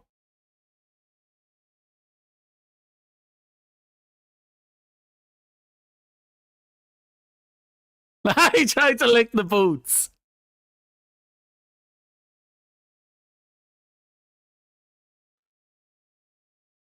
Rapasso.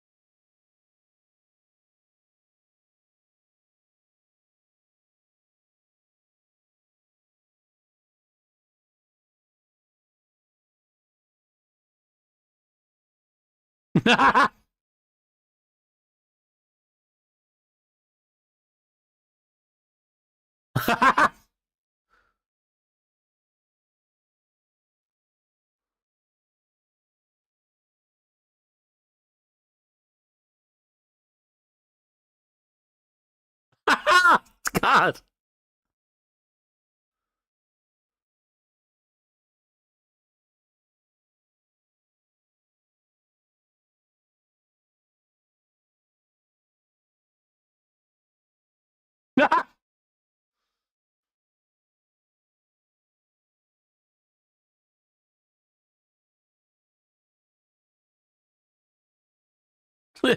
That's horrible.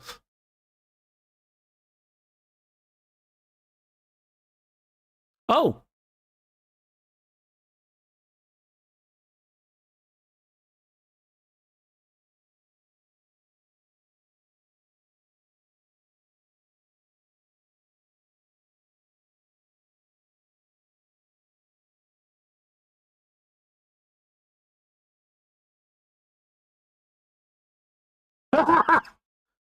Scotty is such a champ for that.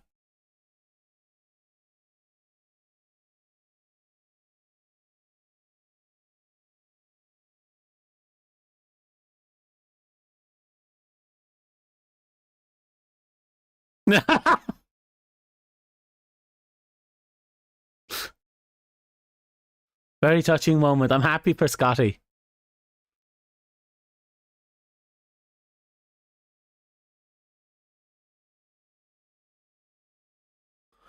No. No.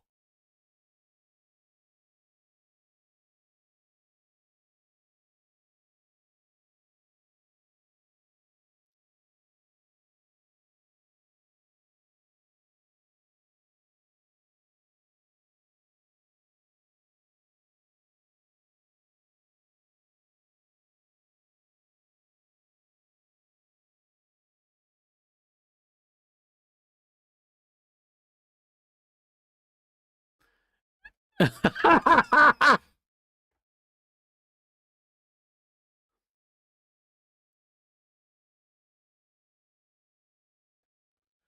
feel sorry for Mini Me. I genuinely feel sorry for Mini Me.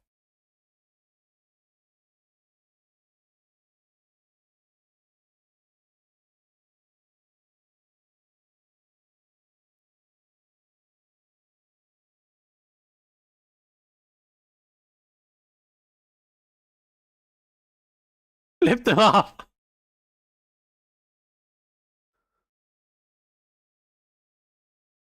Oh,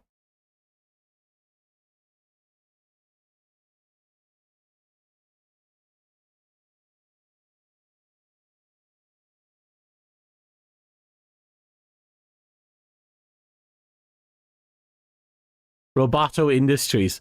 The fact that it's a Japanese guy called Roboto is hilarious.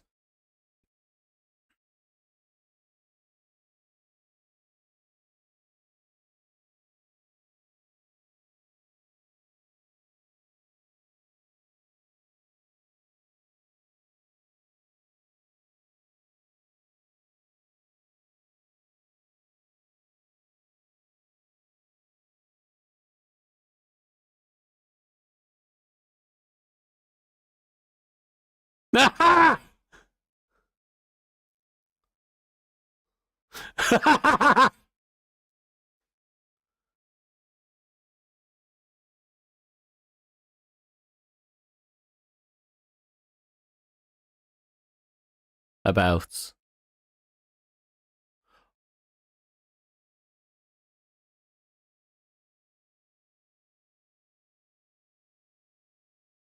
Hmm.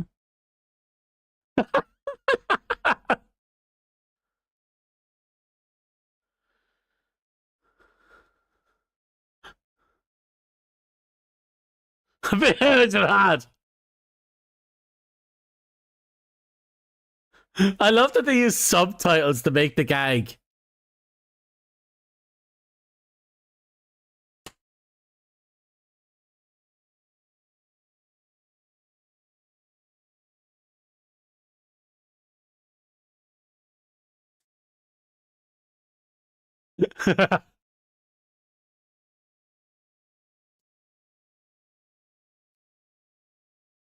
You love the way he says father. Yeah, pasta.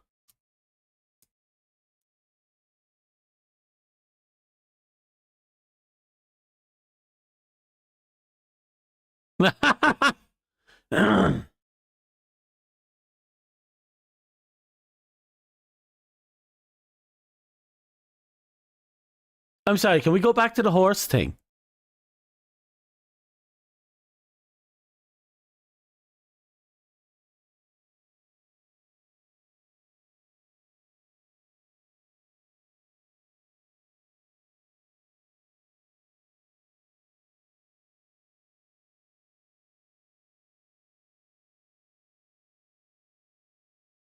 The baby stopped pissing.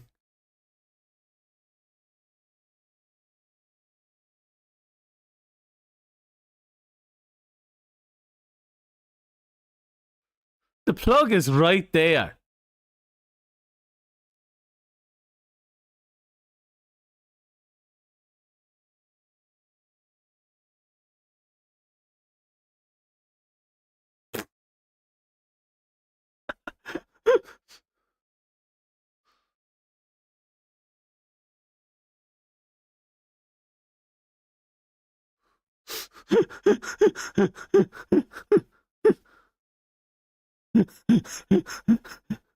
No, no, no, don't.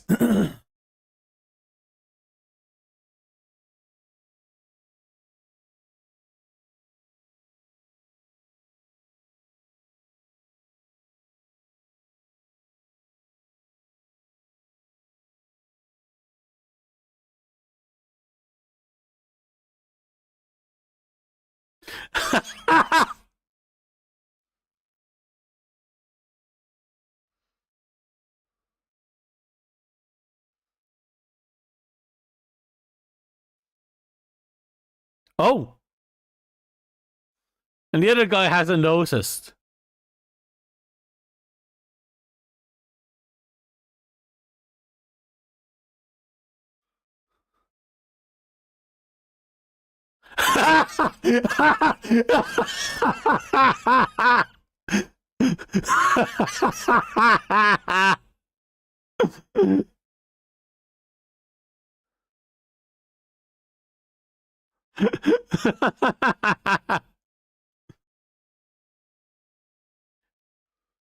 I give them props for visual jokes.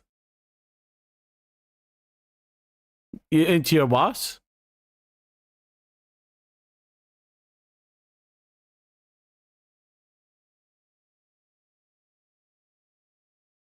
Mm.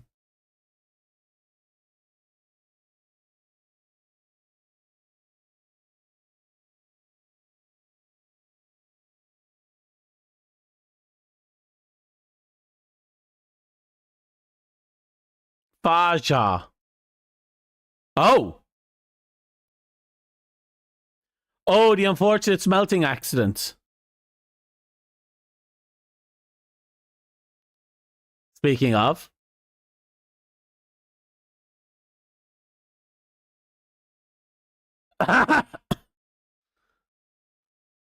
Oh, he's a pro.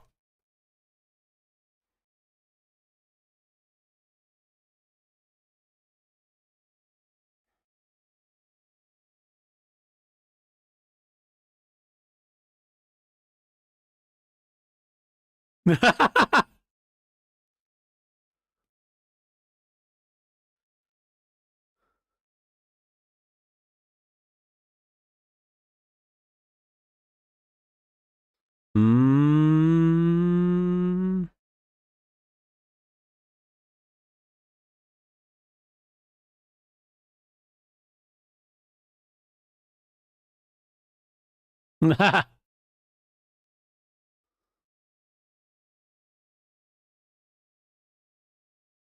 Oh, where the fuck did the mini come from?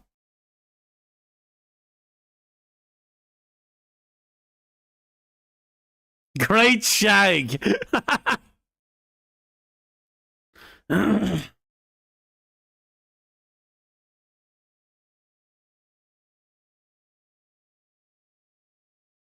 That's one hell of a road rage right here. Or a road race. A car chase? Yeah, hell of a car chase.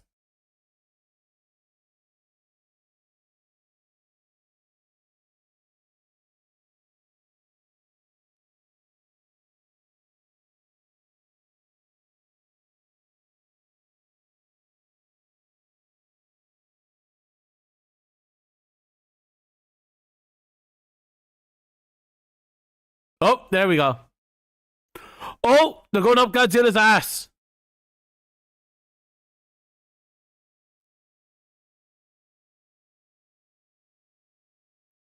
Oh no.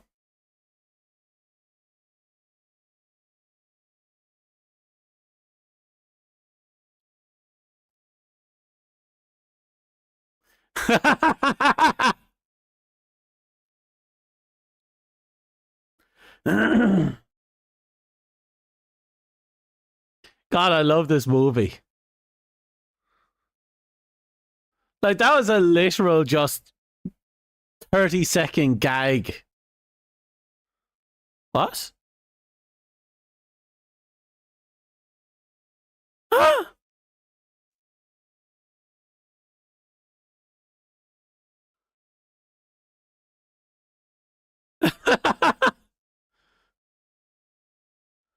There is, that entire sentence was something. That entire exchange was something.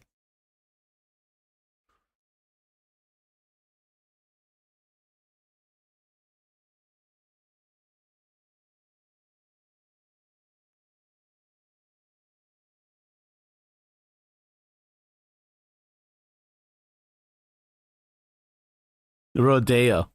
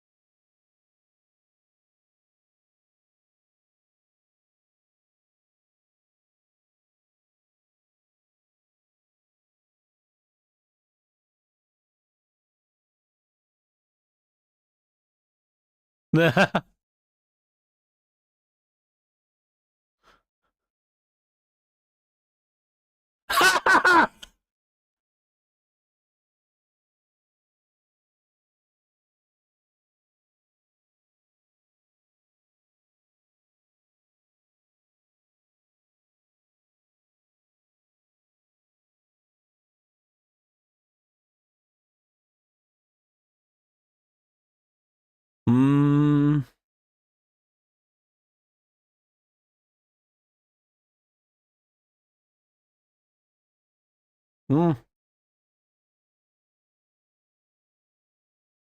Mm.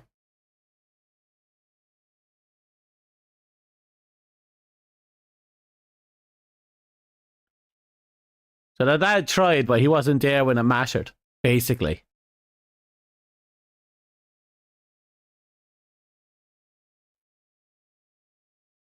Yeah.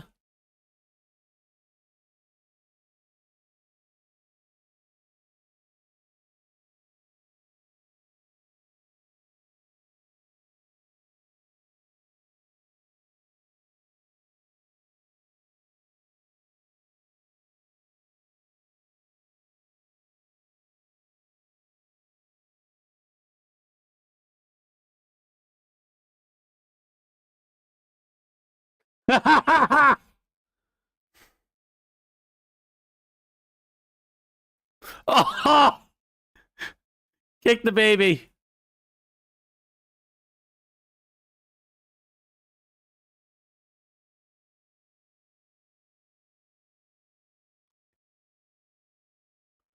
Oh no. He fucking.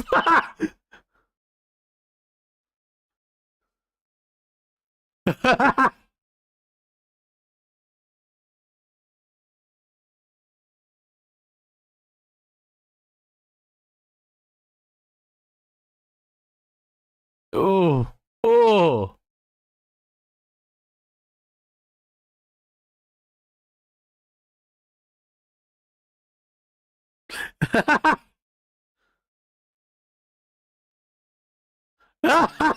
You can hear the smack.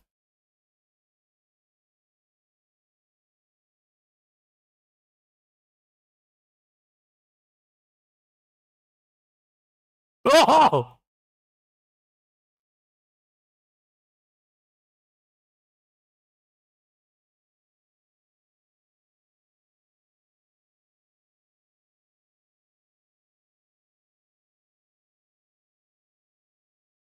Nah.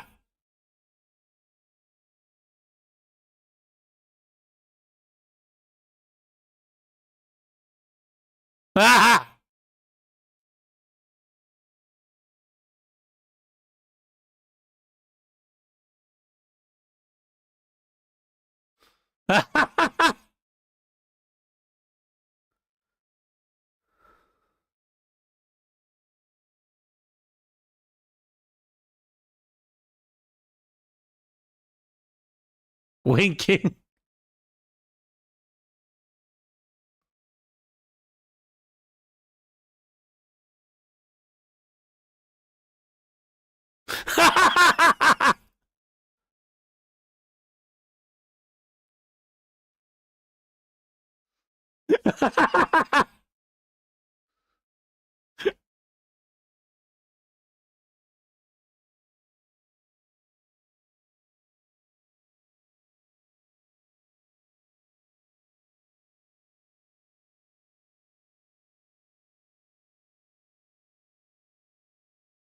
Wait, why is the guy driving reading the notes?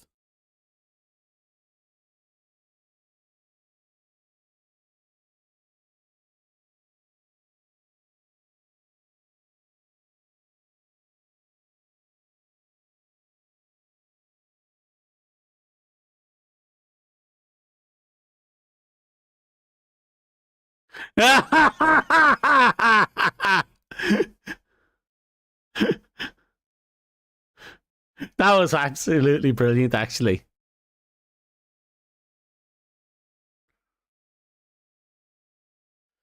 And Miney is looking different. Ah, Mini Me. Just a little difference. I suppose he has to keep the name going. Mini Me. Mini Austin. Oh, hi.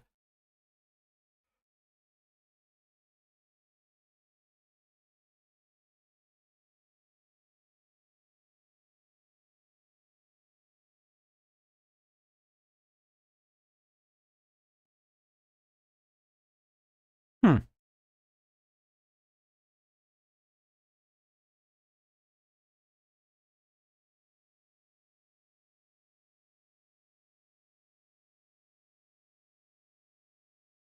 It's in.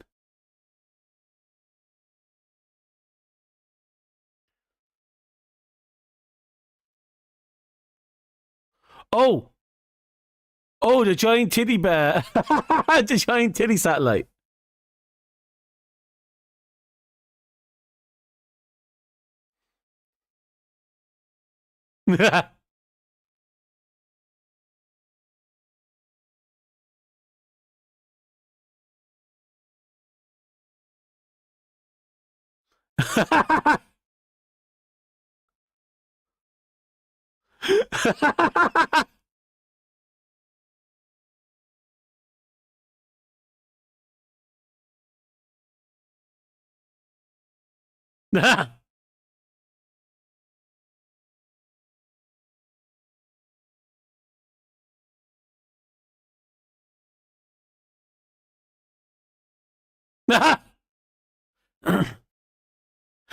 Fucking Ozzy Osbourne's family, and they use that to lean back into Johnson. That's terrible. I love it.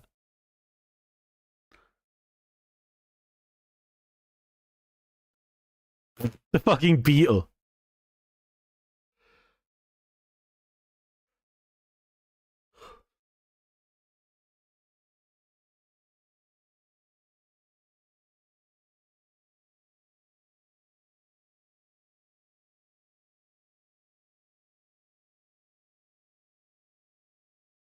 Oh.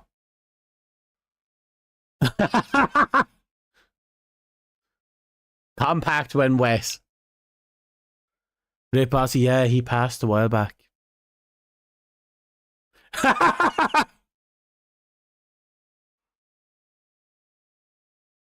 Minimi doesn't care.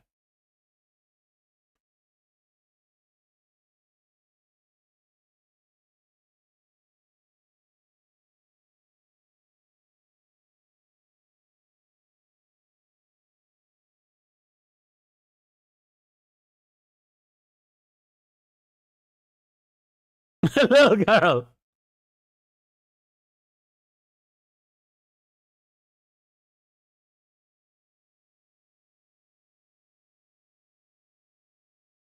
Comb over.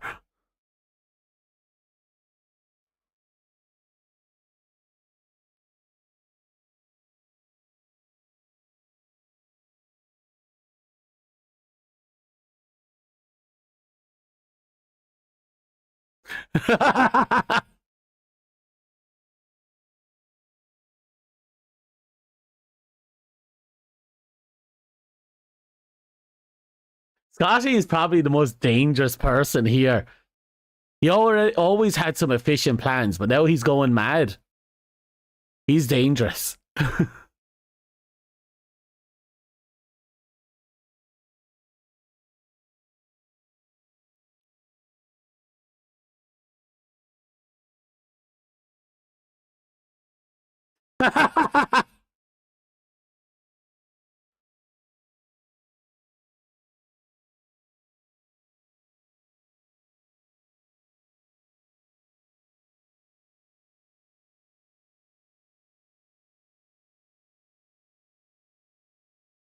Hmm.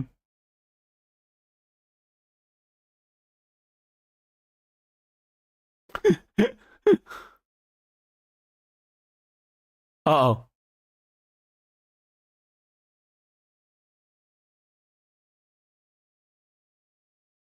Maybe. Oh, that's better than most evil corporations.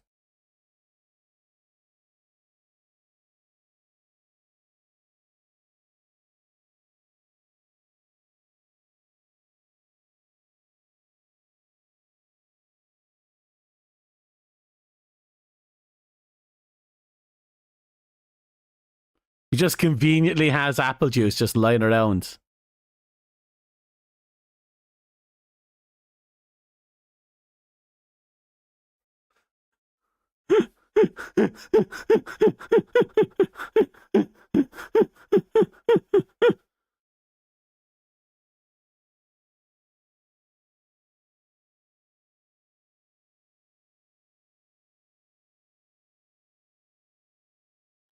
Ugh.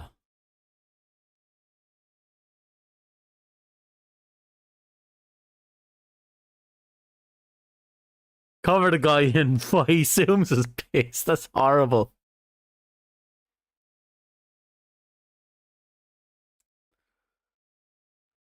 Ah.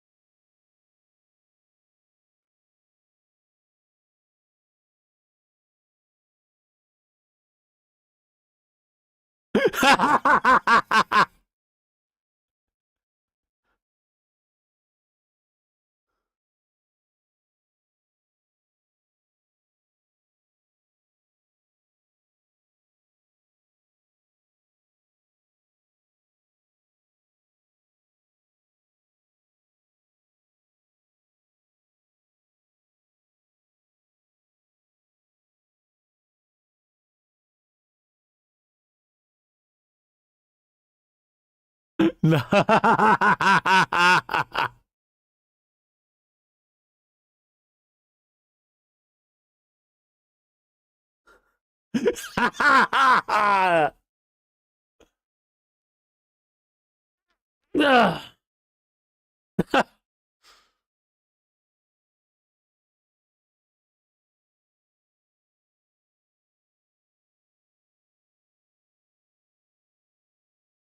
That's horrible.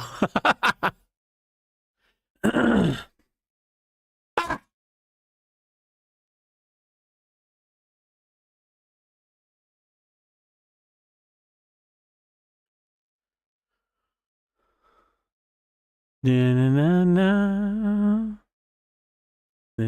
Me.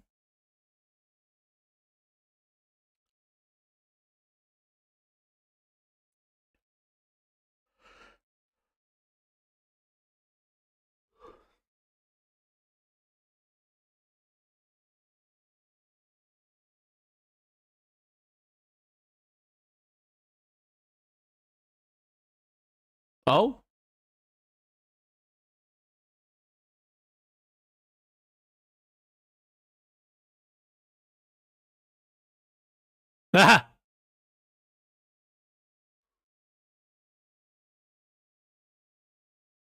Literally dropped their guns.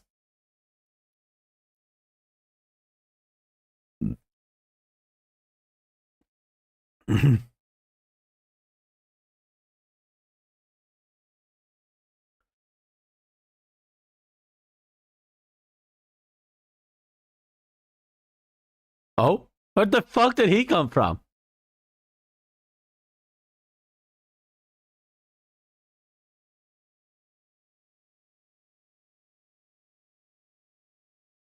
Oh? Oh?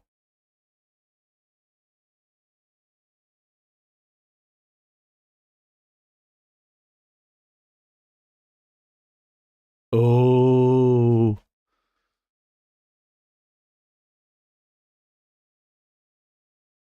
Oh.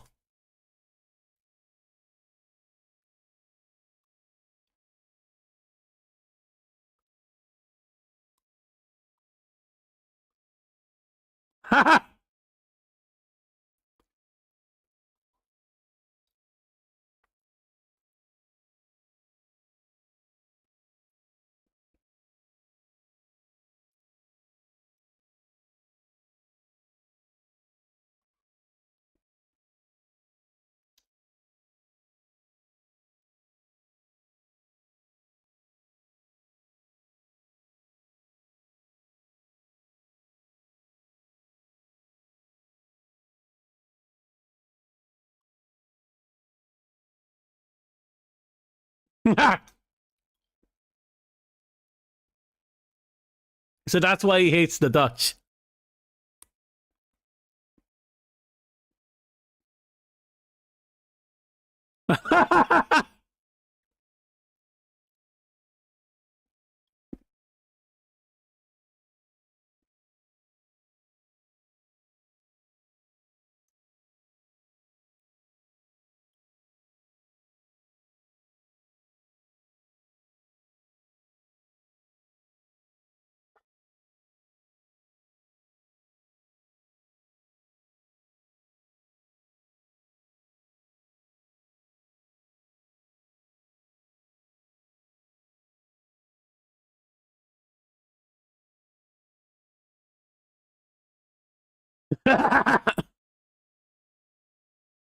Let's also not forget that he technically drank his brother's mojo.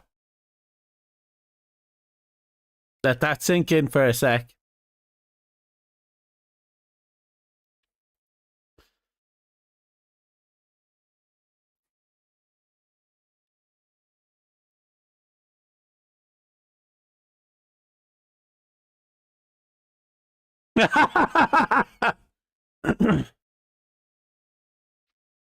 The three together.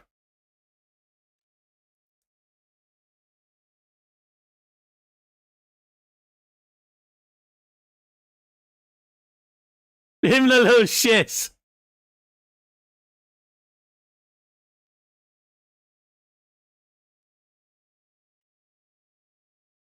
Oh?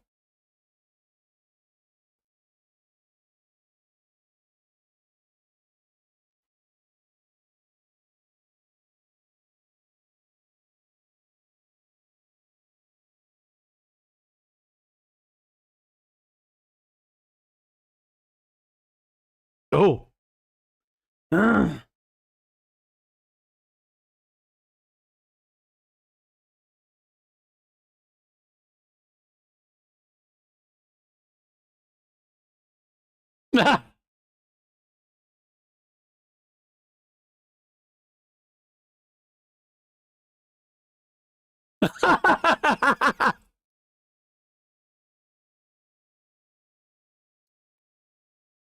Oh, the guy with the giant golden dick.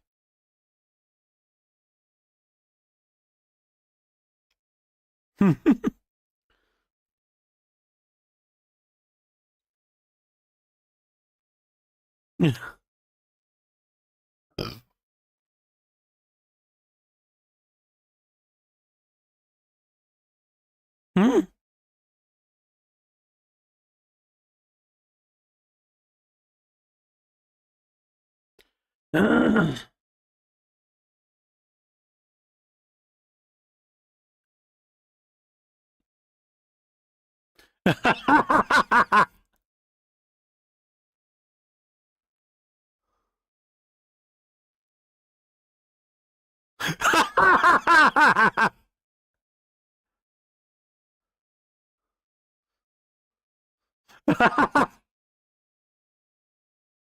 His flexibility is next level. I'm sorry, the what begins?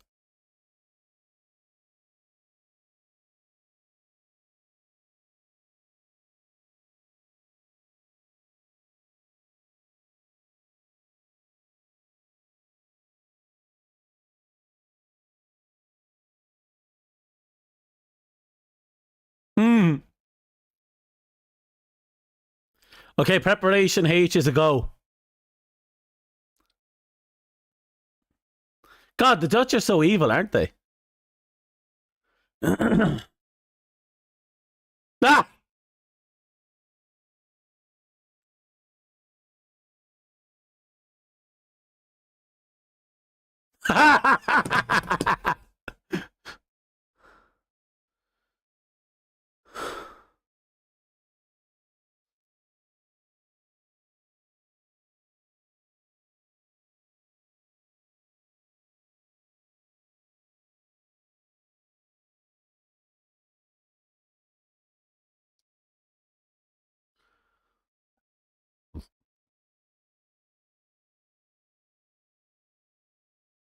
Ah!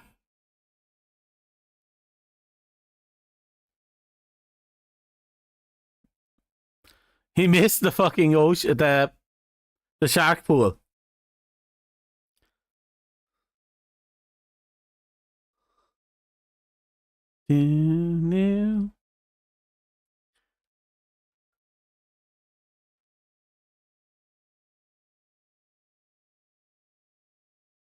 No.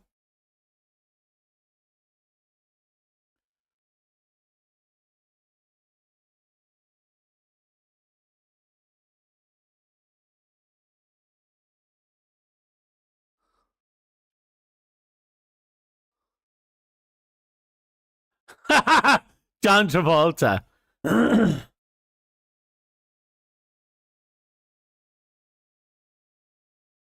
I love they actually switch back to the opening gag.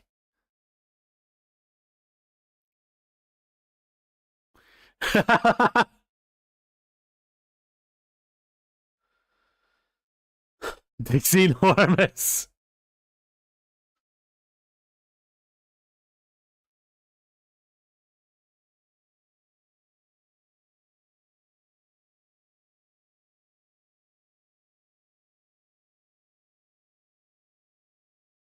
Oh,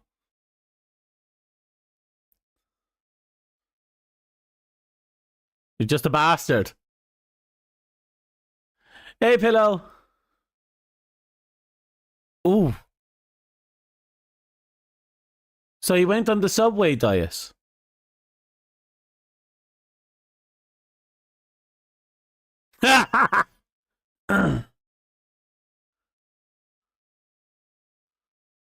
Oh, that was terrible.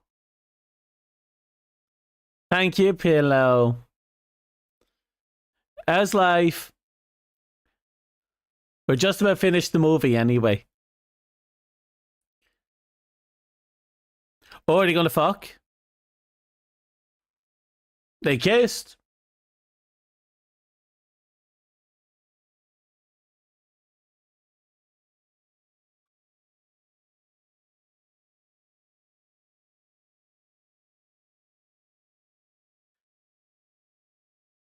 Oh.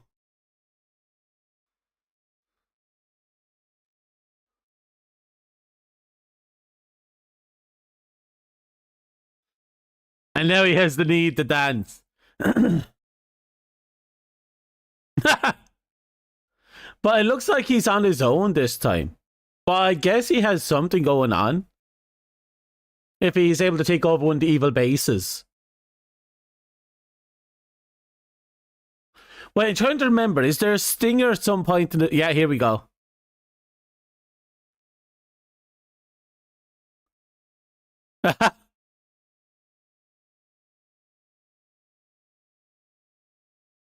He's struggling.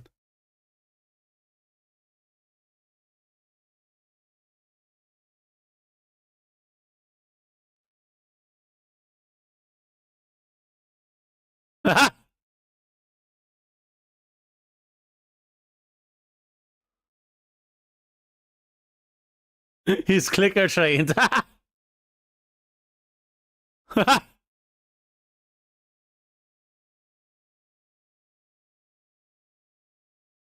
Oh?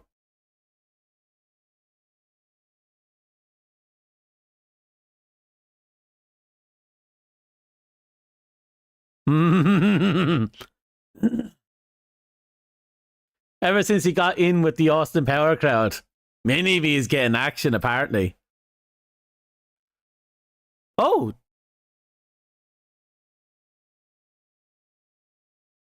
I like that they have these little extra scenes. It's a pity about Scotty though. He got done dirty through the three movies.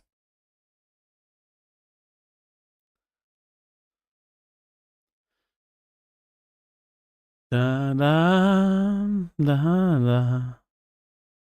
Mm-hmm. Mm-hmm.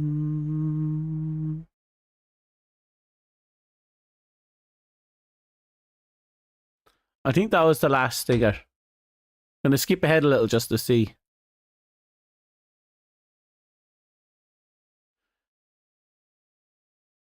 Yeah, that was it.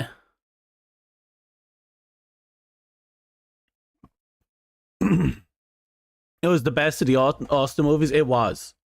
The Austin Power movies is like one of the few examples of movies that just got better and better as they went on.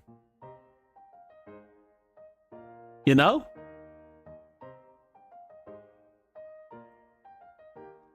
Like, it could easily have gone badly at any given point, but it didn't. The first movie was, low budget. It seemed more like they did it for the giggles.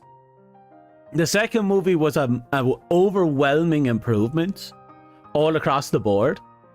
And the third movie didn't dip at all. Actually, it went up a little. It felt like they got their pacing a bit more in line with a typical movie. But they still kept much of the humor. And played around with the idea of, big budget movies as a joke. Like with the Wire Team for Fat Bastard, or how they take the piss out of, the movie industry in the beginning and the ending. I think that was fantastic. And it's a great conclusion. Like, there is obviously the quote-unquote possibility of a fourth movie in the fact that Scotty exists. But you can end it here, and the series will be great for it.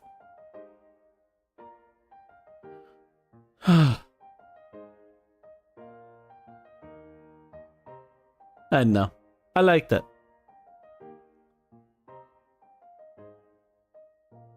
Can you imagine an Austin Powers movie in this day and age? Like, who would even play it? Who could play it?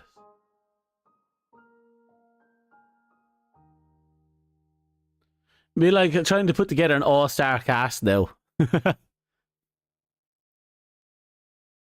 Or try and find an amateur who just looks a lot like Austin. Oh, we need to wind down. Going over the schedule. Tomorrow. Oh. Sorry. I believe tomorrow. I don't know what I scheduled. At some point, we're doing Super Robot Wars 30.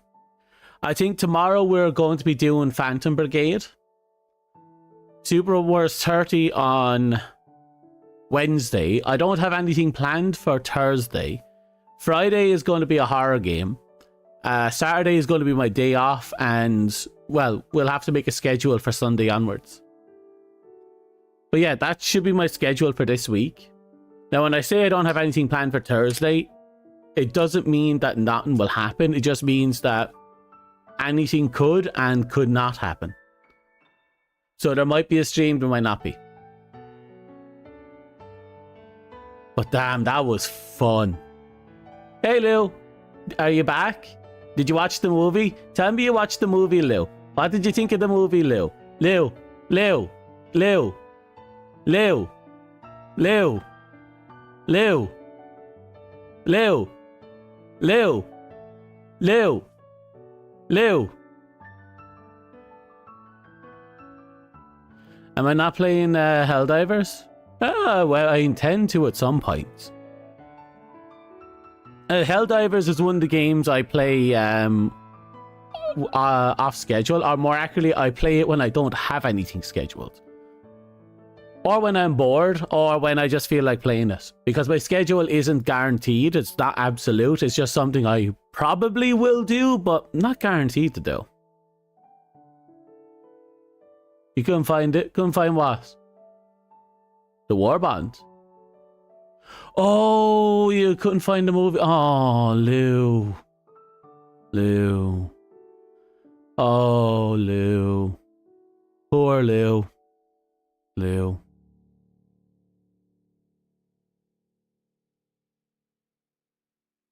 How I pity you, Lou. How I pity you. I joke. But yeah. Actually, now that we're done the Austin Power movies, I'm gonna have to see about what week when I'll have to see what movie to play next and what to line it up with. What days to line it up with. Love, sweet love. But I'm trying to decide on it. I'll make up a decision at some point. I'll make up a decision, I say. Love, sweet love. Dun dun dun dun. Dun dun dun dun dun. You're off next Monday? I can't say if I'm on or off next Monday because I don't have my schedule. So we'll have to wait and see. If we're lucky, it might be a little early. If we're not lucky, it'll be fairly late. We're getting the thunder hammer. Oh yeah, I'm aware of the hammer. Where basically they strap the fucking explosive to the top of a sledgehammer. It's going to be interesting. You're going to see a lot of people with the jump backpack jumping up at factory striders and slapping them across the face with the hammer. We're definitely going to see a lot of that.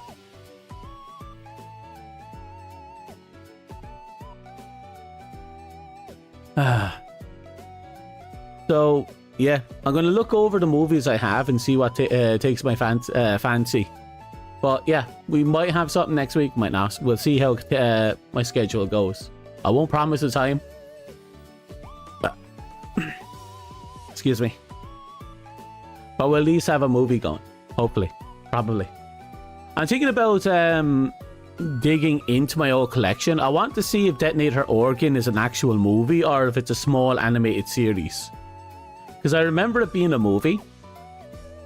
And it was one of those movies that kind of stuck with me throughout the years. And actually influenced my some of my concepts for different kind of mecha designs.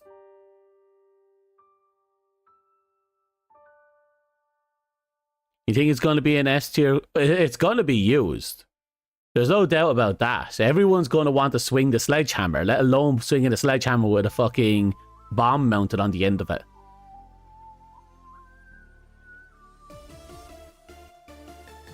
The question is now is what builds are people going to put into it? Like, I can see people using the backpacks to gives them mobility, whether it's the glider, the jumper, or the teleporter. I can see people teleporting through crowds and just slapping the big bad guy at the back, or teleporting into the middle of a crowd and slapping someone to try and take out a group of people.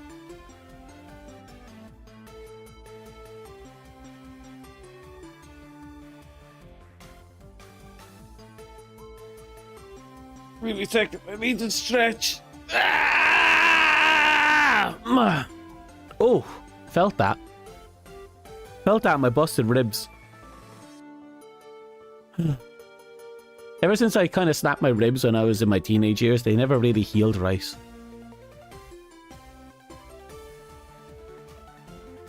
Taking damage regains stamina. I imagine that's going to be... no, that makes sense. People are going to be trying to run into the big enemy and into a group of enemies with that sledge.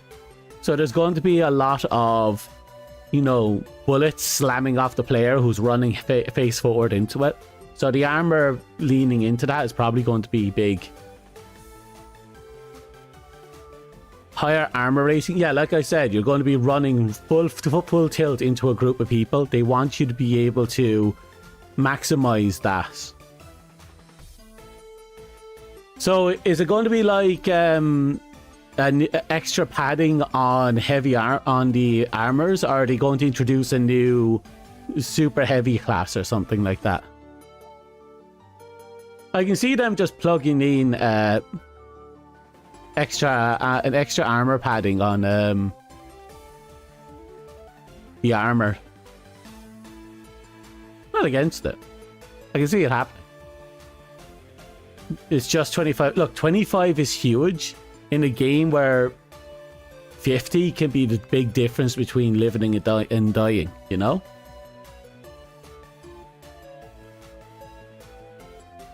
125 medium and 175 heavy, you're going to see a lot of heavy.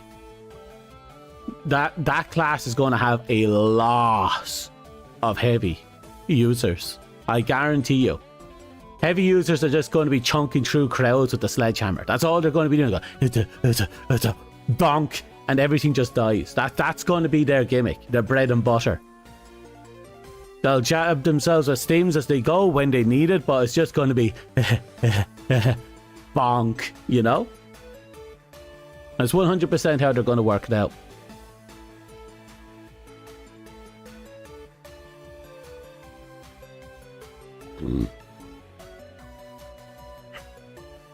We still don't know the superstore.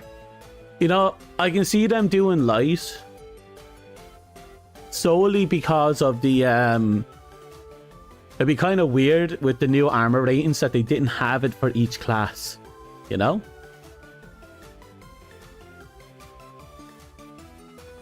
It's just I feel like they probably do light just to have one in each class. But then again, if they're leading into it, it doesn't really fit. I know it doesn't fit. It doesn't really fit at all. But some people, you know, some people.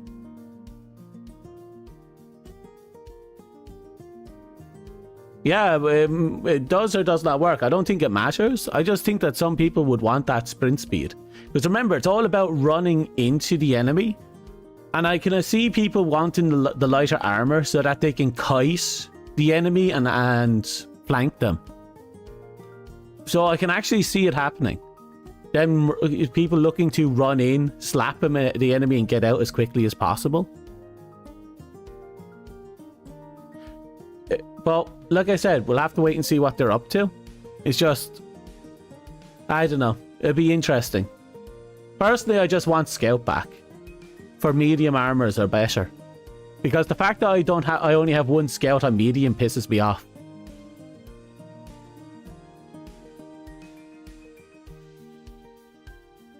Dead sprint in the new passive is infinite stamina. I suppose I can see that, but it's going to be weird. I'm not sure if it's really going to be infinite. It feels like it's just going to be extremely long-winded. Since Dead Sprint is going to trigger, taking a bit of health off, which triggers the passive, which gives you back stamina. The stamina is going to die immediately, which is because I don't think it gives you back all your stamina, right? It just gives you back a chunk of stamina, isn't it? Because it feels like, unless it gives back all your stamina, it feels like it's just going to put you in a constant state of ticking down at half the rate. Because you're going to tick down, recover stamina, lose it immediately, tick down, recover stamina, lose it immediately. The amount of damage is the amount of stamina. Yeah, no, that sounds like Dead Sprint is just going to be... Your health will last twice as long, but that's it.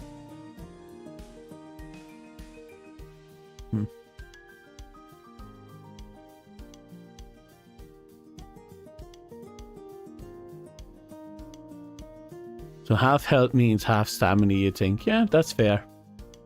Truthfully, I get the feeling that there's going to be a lot of people wanting extra stims.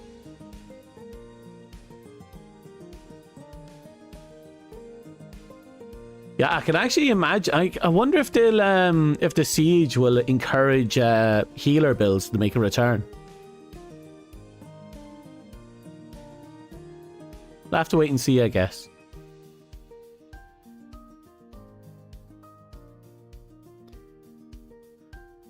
Can you imagine if carrying this, having someone with the stim dart gun is going to be like a huge game changer or something? Actually, do you think they're going to see more like? Oh, it depends. The resupply backpack that only resupplies ammo, right? It won't resupply grenades and stims, right? Because I was thinking if it did resupply stims, then Well, that's kind of nutty. Because it means you can just keep... you'll have someone there continuously resupplying you, re-stimming you, and allowing you to hit the enemy is what you want. That'd be a weirdly interesting one. Everything? Oh, yeah. No, the resupply backpack is going to be part of the combo. Stream delay is long? Yeah, that's just streaming. I can't do anything about that.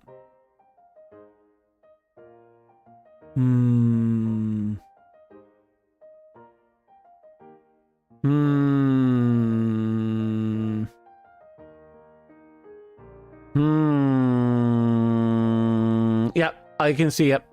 I think you're going to see heavy armor, sledge, the resupply backpack. People are going to drop the backpack and just stim themselves. You're probably going to see the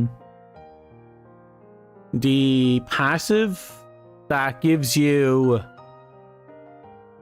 you know, that buffs your stats when you have it, when you stim yourself. And you're just going to see people just Leroy Jenkins the living fuck out of everything. It's the most hype you've been for a warband? Yeah, I find it interesting. But that's about it for me. Super stims. Yeah. No, that's what I'm seeing is going to happen. I think we're going to be seeing super stim passives with the resupply backpack and the sledgehammer on a heavy. I'm predicting that here and now.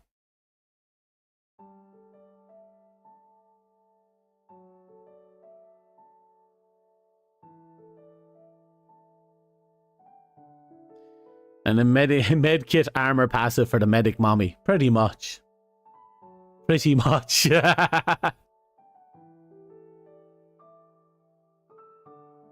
Damn.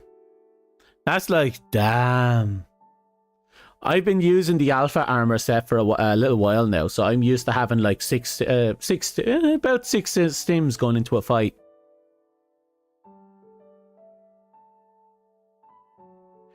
Regardless, we're going to see a lot of interesting builds coming out of the sledgehammer. And I guarantee you, there's going to be a lot of failed missions. There is going to be an ungodly amount of failed missions. This might make melee fire. I'll make it interesting, to say the least. I mean, an explosive reloading sledgehammer sounds kind of nutty.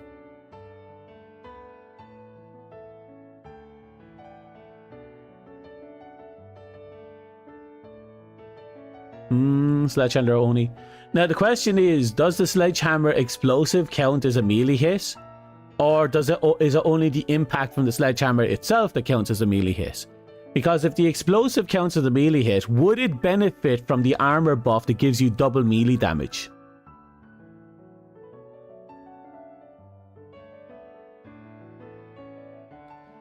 Only 7 charges with similar damage to a recoilless. Oh, that's pretty cool. You can take out most big things with that.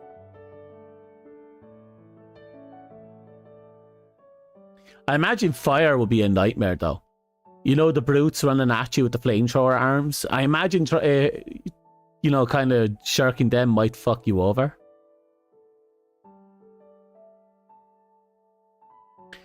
$300 base with 2100 explosive with anti-tank pen. Interesting.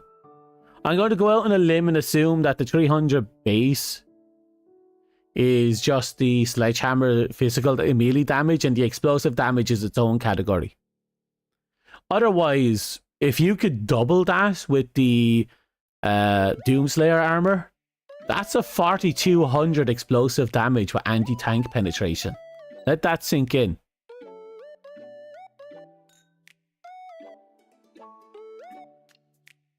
Like, most things are going to die to that. Heck, you could probably take out a factory strider with a well-timed boop with that. That's something to think about.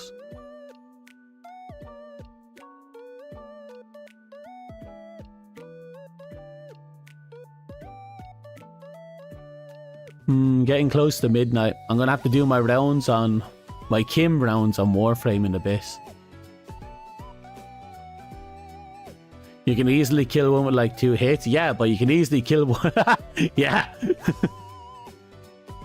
It's going to be so good. There's going to be a lot of experimentation.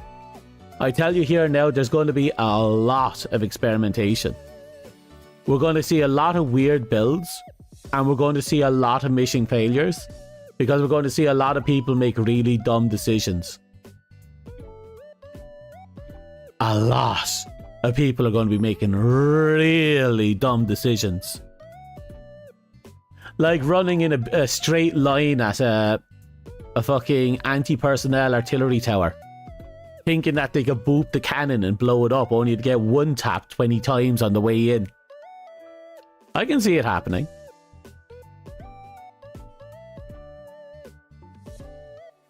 I can see people being incinerated by the brutes every time they try and run at them. I can see people missing enemies when they trying to boost jump at them, and then said enemy killing them. I can also see a charger hitting them as they're hitting it with the sledgehammer, resulting in both characters, both the enemy and the player, getting killed. I can see it all happen. We all know it can and probably will happen. One thing someone said was using the hammer to yeet a hell bomb. That's a good question. But... ooh. That's actually a very good question. It depends, I suppose, on the radius and effectiveness of the explosion. Because if the explosion has a radius, that means you're in the blast radius, which means there's a good chance you die. But it comes down to how much of a radius that explosion has. And where you hit it, I suppose, as well, because you have to launch it. So I imagine it'll be like a lot of direct aim hits. The hammer will lightly stagger you. Well, yeah, then there's a good chance that the actual explosion, the important one, is probably just confined to the radius of the hammerhead, with the outwards explosion just being stagger damage. I can see that being what's happening. Which means there's a chance we won't be able to kill groups of enemies with a swing. We'd be able to kill like one enemy and maybe stagger things that are around us. We'll have to wait and see. Again, it's going to be a lot of testing. A lot of testing.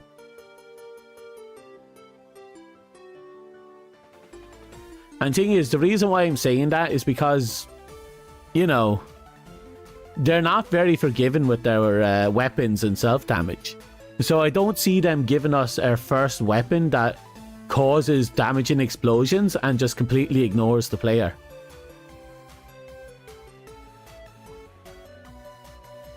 We'll have a belt-fed nade launcher and a fireable hellbomb. Yeah, that's true. I can live with that. We'll be getting power armor Fallout builds in the future.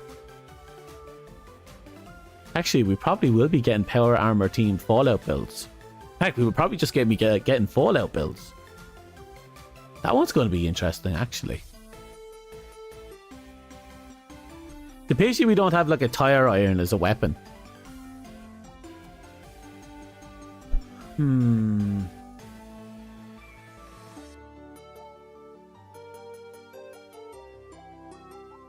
What would be a good Fallout build?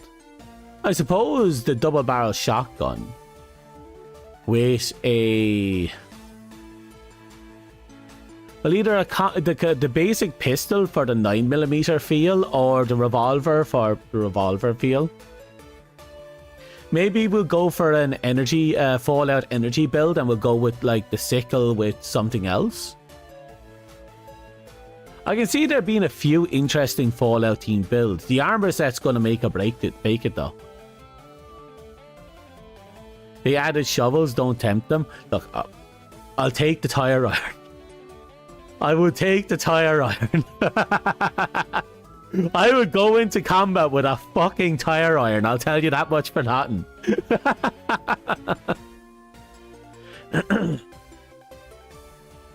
Oh god. Imagine if they did a, I don't know, a Half-Life reference, and they let us bring in a fucking crowbar.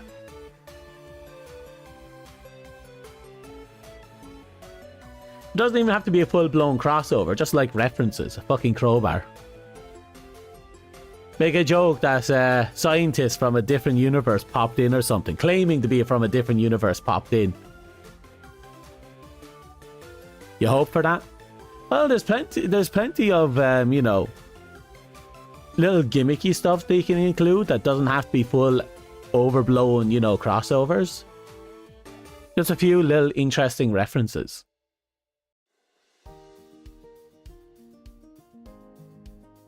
But if they did do a crossover, could you imagine if they introduced head crabs as a bug enemy unit? Or as an alien enemy unit? Just like one little mission that might pop up and it's just head crabs. Maybe in a city area. Wouldn't do anything. It'd be hilarious though. Exactly. It would be hilarious though. But maybe because civilian types don't have helmets, maybe you can use that as an excuse to have civilian deaths that also transform civilians into immediate enemies. I think it'd be a lot of work. But it was just like one mission where a city has been hit by a weird insect invasion, and it's just head crabs attacking and taking over civilians, and like all of us was just, you know, protected because of our sexy helmets. And, you know, all the regular soldiers also having helmets are protected. It'd be kind of funny, you know? And like I said, I know there's a good chance it would never happen, but I feel like even if it's just as a joke mission, just a one-off joke mission, I think it'd be funny. It'd also be something to work with. Can you imagine having an actual insect race that, you know, head crab people? So I'm pretty sure that's an actual insect from Starship Troopers as well, except it doesn't go on the head, it goes in the head. So it's an interesting little idea to play around with, I think. Again, it probably won't happen. They're not particularly fond of different kind of crossovers, but still, I would like to see references like the crowbar, because it's a crowbar. Like everyone has a fucking crowbar, you know. Me.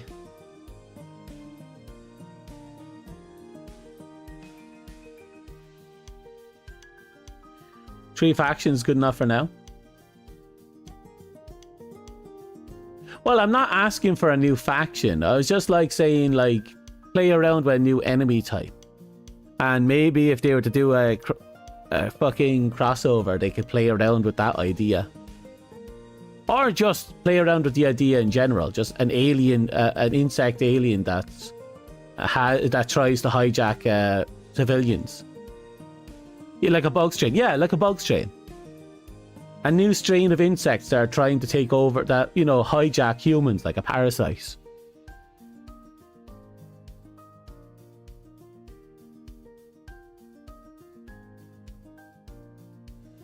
Like, I'm not going to ask for entire new species or entire new race, especially when it's just crossovers. Just, you know, play with what we already have. Just try to do something different.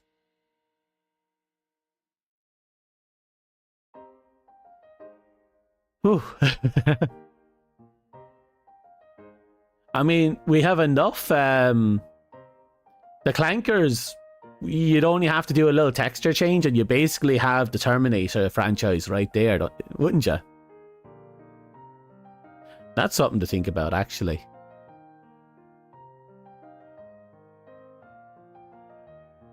The year is still young. But I'm not expecting a whole lot. A lot of their references, a lot of their crossover stuff is just references. Like the Judge Dredd, the what's it called? Doom. The only ones that are kind of a bit more direct is probably the, you know, the legendary war bonds. But even then, it's just armor and weapons.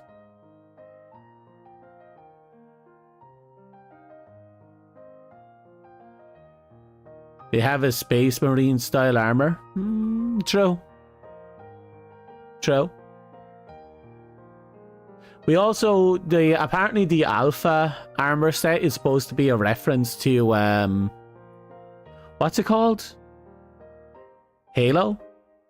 Which is kind of interesting if so. They have a lot of interesting references scattered here and there. But I don't think we'll ever get a direct game-altering thing. Like, we're probably not going to see the insects from Starship Troopers, but we'll probably see the guns from Starship Troopers. Love to see a crossover from Warhammer. Yeah, but it's probably not. It's just going to be inspired armor and maybe weapons. We might get something that looks like the Bolter, or maybe the Guardsman's generic rifle. That thing is strong as fuck. I can see that happening. Personally, I'd love to see the Guardsman actually come into it as a crossover. But, like, if I saw, you know, 40k coming in, I would love to see the Guardsman being a thing. Like, I'm all for, you know, Space Marines and all that, but I want to see the Guardsman. Acadian Warbomb would be insane. It would be amazing. It would actually be amazing. Acadian Team Warframe would be fantastic. And if they manage to give us a tank before it gets released, they can give us a Warhammer themed tank. I think all that would be fantastic.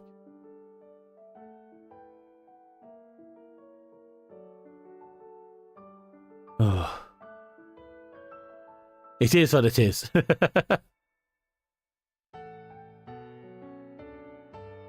We already have Acadian style armor too. Think Acadian shock troopers. Fair. That's fair. I think I'm visualizing the one you're on about.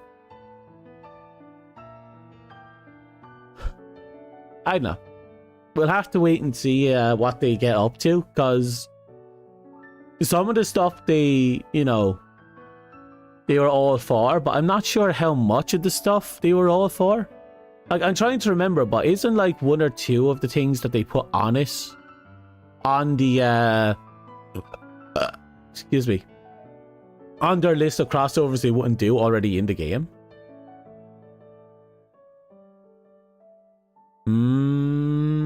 Ads.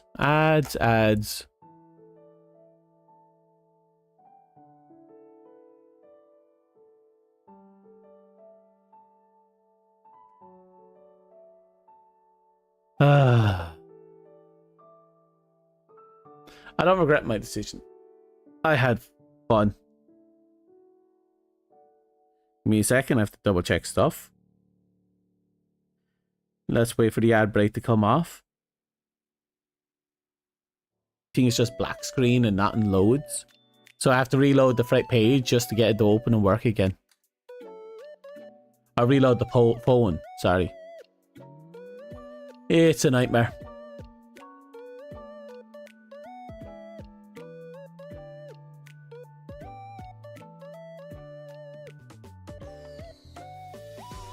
"5 days towards Helldiver's birthday." Well, that's something to think about.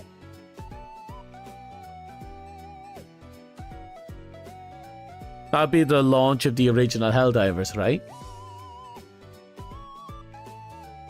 Funny enough, we have an armor set in the game that mentions it being designed after the original Helldiver game. The armor from the original Helldiver games. I wonder when we got that. Because it's just sitting in my inventory. I don't know when we got it.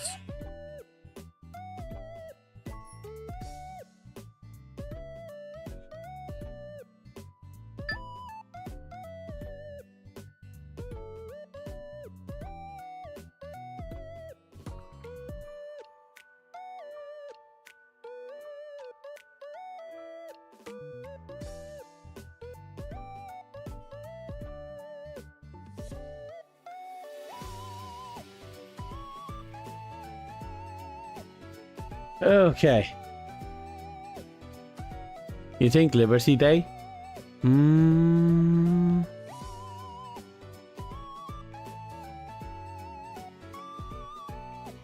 Well, we'll see how everything pans out. All I know is I have an armor set that's like black with yellow lines that keeps with yellow trim. Not the, you know, the big tick lines, but trims all over the different panels. And it says in the descriptor that's the armor used by the original Helldivers. And I was like, okay. Okay. And I just have that in my inventory. It's just there. Yeah, the DP000 Tactile. It's interesting that we just, well, that's just in my inventory. I don't know why. Then again, I don't think I missed any major events. I'm pretty sure I have all the major capes.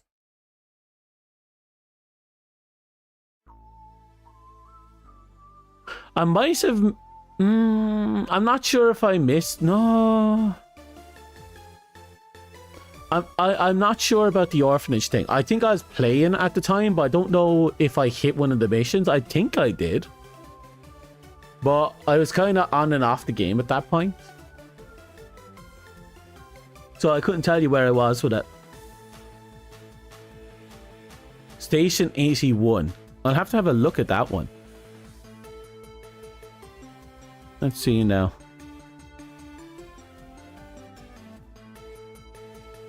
Station 81. Okay. Images? No, I think I own that one. And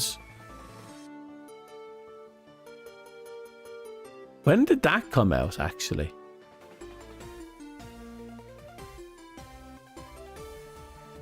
July last year. Yeah, I'm pretty sure I have that one.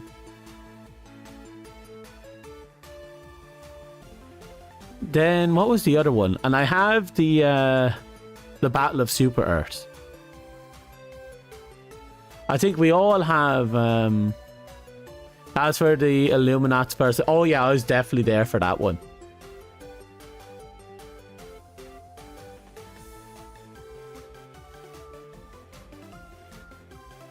I was feet down on the ground fighting the Illuminates all the way through. Like, I absolutely destroyed myself just constantly fighting the Illuminates non-stop. From the moment they touched down to the moment we drove them off Super Earth. I did not stop playing them.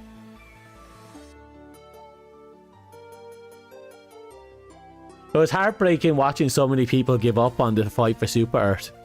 If it wasn't for what was it, Sony finally allowing a group of a number of countries to return, we probably would have lost that war.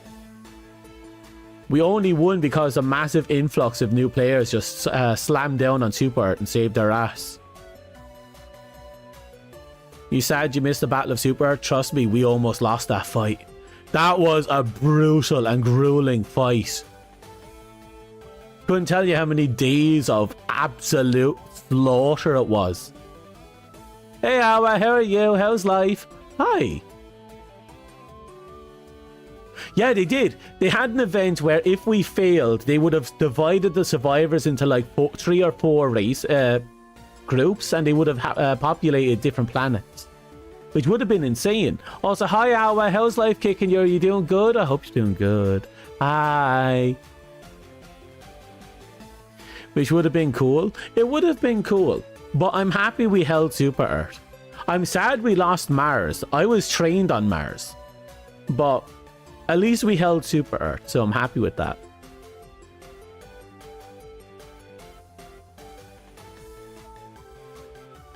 You got a smoothie? I'm happy to hear. We finished the movie a little bit ago. We're just talking about, well, whatever's coming. What even happened leading up to it? To the invasion, or...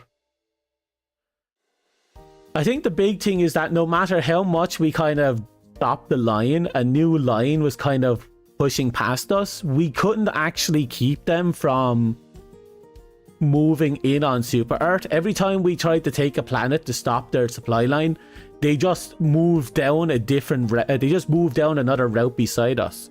We were completely overwhelmed from the beginning of the game to the actual touchdown on Super Earth. As soon as the Illuminates touched down on Super Earth and we got that trailer announcing it, there was a massive spike in players as all Helldivers returned from the fronts to literally beat down on the Illuminates.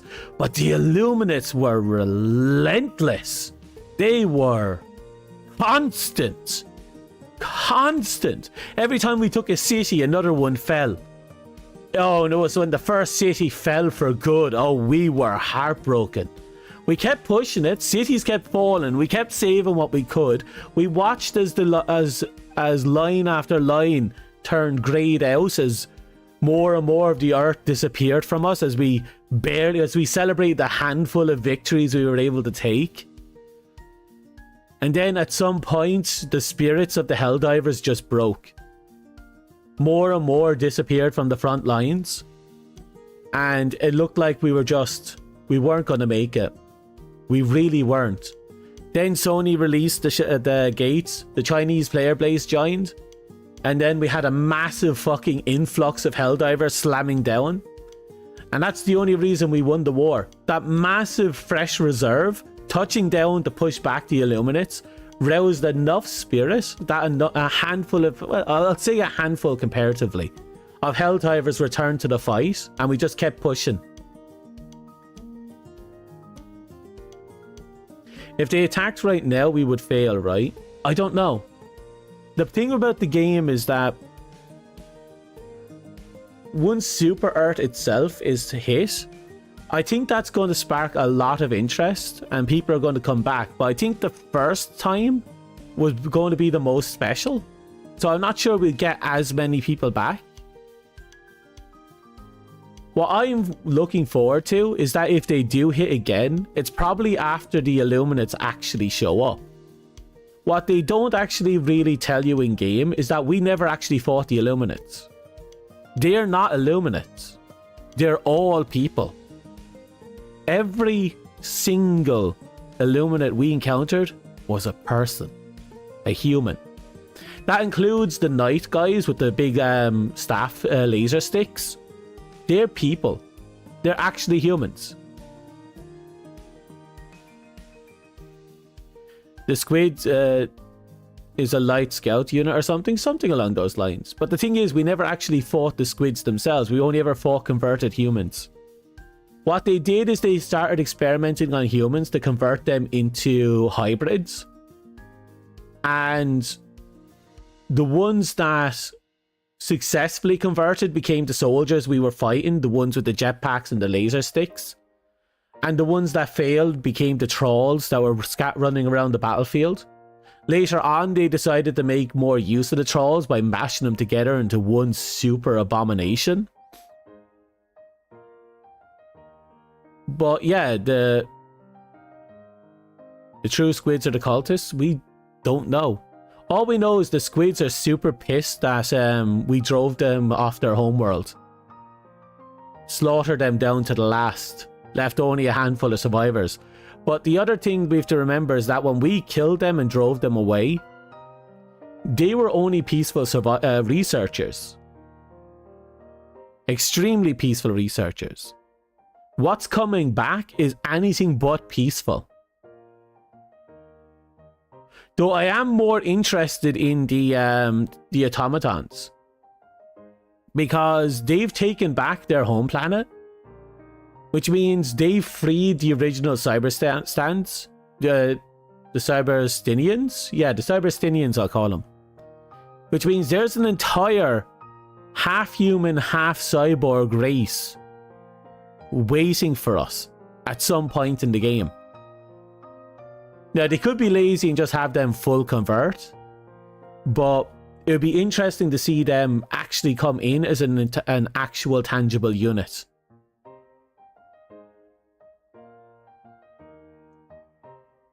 You love the robots? The robots are an interesting concept. I really do like them. And we do have the current issue of the Death Star.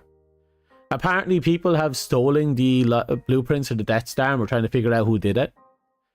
And the question is, well, who would want to build a Death Star, you know? Oh, I haven't seen the trailer yet. The cyborgs are confirmed. Fucking A. That's good. That means our next major faction is a return of an original faction. That also means... Actually, this is the fun bit. The thing that I've kind of haven't touched on yet. All of the factions are returning to their original Helldiver 1's factions. Which means we're getting the original Cyberstein enemies. They're coming back as cyborgs. The insects, the bug races, they've been evolving to return back to what they were back in Helldivers 1. With their hive lords and everything like that. And the squids haven't appeared yet, but they will. Which means, again, we have all the old factions slowly returning, but they're coming back by improving on lesser factions that exist because of them, or more accurately, because of Super Earth in a way.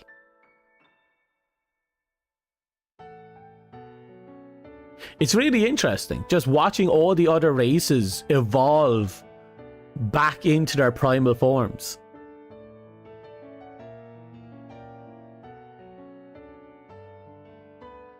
I can't wait to see how that pans out actually in the long run. And again, I fully expect the fourth race. I don't know when we're going to get it. Probably after, you know, all the other races have reached their pinnacle and we beat them back. But I fully expect the fourth race.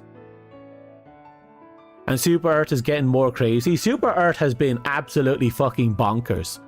They're not above stealing enemy technology and using them in the most ludicrous ways. Do you have any idea how much ram sticks we've obliterated when we blew up that planet? We could have erased an Illuminate planet. We could have erased a fucking Hive Lord planet. But everyone's like, toaster. And now we're down to a whole bunch of ram sticks. How dare they? How dare we have absolute dumbasses for Helldivers? Oh well. This is what happens when you give the population the right to vote. It does not work. Doesn't work.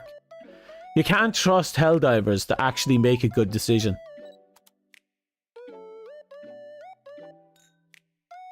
We can take alien tech. We've been doing that for a while when you think about it.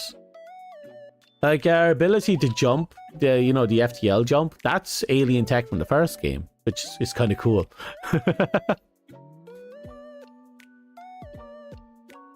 You think the robots would be the most... They have the highest potential, I feel. I think the most dangerous faction is going to be the true Illuminates when they come out. Because a battle-hardened version of the absolute monstrosities of the first game that are also after deciding that the Geneva Convention is toilet paper. I get a feeling that is going to be absolutely horrific. But I still think the Cyberstinians, they have a lot of potential. A lot of potential. Especially since they run on biofuel. Their machine core does, actually.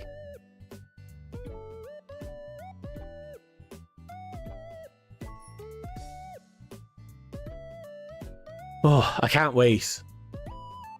I can't wait to see how they expand it in the future. But, again, we'll have to wait and see. Right now, we're just blowing everything up.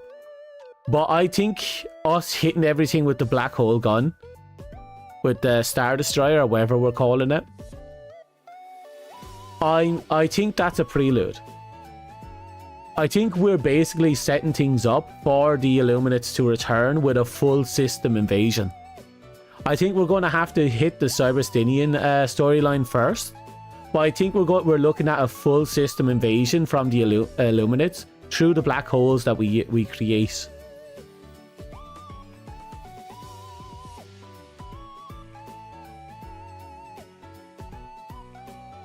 You don't think the squids have it? I think they do. Because I think they were already terrifying. Well, they don't have probably the blueprints. I don't think the squids need the blueprints. They technically have the weapon themselves already.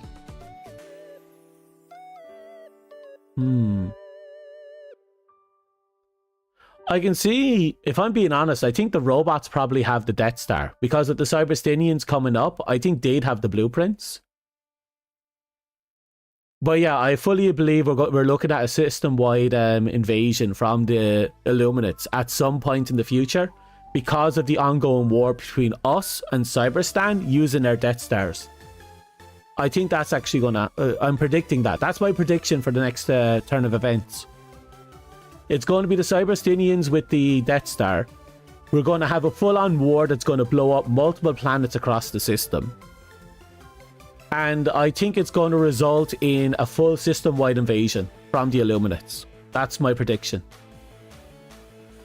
I don't know where the insects are going to factor into this. I imagine we're just going to have a bunch of extreme gloom planets pop up and we just nuke them to get rid of them. I can see that happening. Just to justify having as many areas covered with black holes as we can. The squids are waiting for us to be weak. They are. The fact that they haven't sent any of their own people over, I think that's proof of that. Because all they've been doing is recycling humans to kill themselves. Us, you know, the converted hybrid humans, but into attacking other humans. I fully think that they're just waiting for us to whittle down their numbers and be done. I think the fact that they almost wiped out Super Earth was like a happy coincidence. But they're probably pissed they didn't take us out in the first wave, and they're probably readying their forces for a direct invasion. Yeah, you know what? That's probably what happened. They probably planned for basically a zombie apocalypse event, and they didn't want to actually enter the conflict themselves. But since their plan failed, they're probably going to be returning to the fight soon. Well, eventually. Directly. Because all we know is that they sent over machines and converted people. That's all we know. We've never actually seen an Illuminus at any point. Which is a scary thought. Because that means they automated a system that converts and produces what is effectively a zombie apocalypse that targets specifically humans. That's terrifying.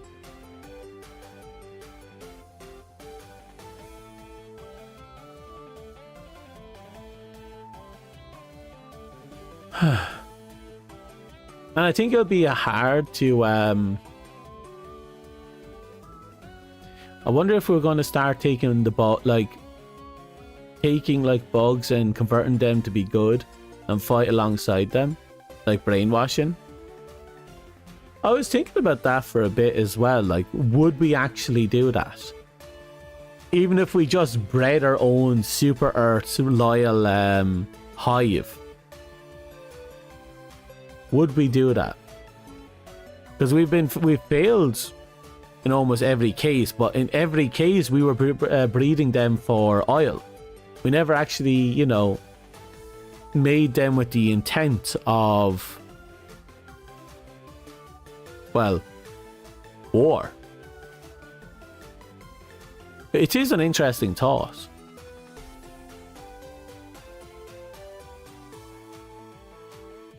You know, if it does happen, can you imagine if it turned into one of those situations where the war is with the Illuminate invasion, everything becomes so messy that the line between enemy and friend becomes blurred, and it results in hybrid factions. Like, I don't know, can you imagine a machine turret mounted on top of the back of a Vile Titan? So you have like a massive Vile Titan covered in fucking armor plating with a big cannon shooting things from a hyper distance while it's melting things from a close distance. Like, that'd be really terrifying too, wouldn't it? And then after the war, we just have the war returns with the three major factions against each other, but they'd have like a few mixed unit races mixed in with them. Like that'd be really scary. And would that result in a machine corpse within the Super Earth's division? Because we do have cyborgs in Super Earth, in the Helldivers. Remember, we have the servo armor set, which is an amputated Helldiver with a cybernetic machine arm. So I'm like, we've already got what's effectively discounts, whatever they're called, not forget Cyberstinians in the Helldiver division.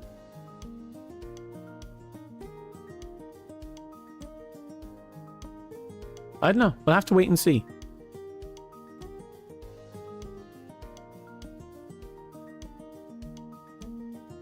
Can you imagine if we got like a mount drop that just drops a charger and we can just ride it into combat? A vehicle drop and it's just a charger. That'd be funny.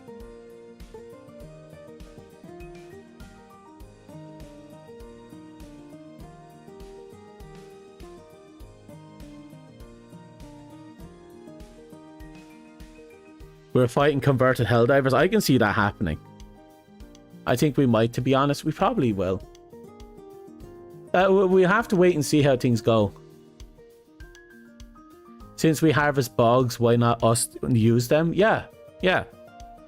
The only thing I'm curious about, because ever since the president died in the Illuminate invasion, Super Earth has been doing some really questionable things. Like, they gave the Helldivers the right to vote for the name of a city, and they've been giving the Helldivers the right to vote for the attack of planets with the space station. And while they're not giving us the right to determine whether or not these things should happen, they're allowing us to. They are still giving us the right to choose, which goes against the dogma of managed democracy. So I can't help but wonder if there's some internal strife and a change of things to come happening within Super Earth itself. Will Super Earth become a little bit more lenient in things? Still, you know, the power-hungry dogma as they are, but will they become lenient in that they will utilize other races in their own campaigns?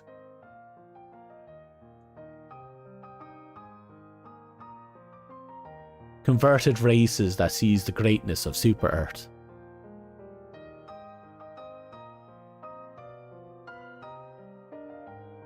Helldiver coup to make a true democracy and we make peace. I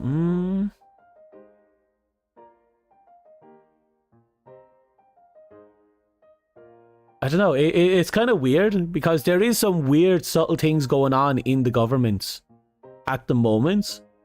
And it started with the death of the president.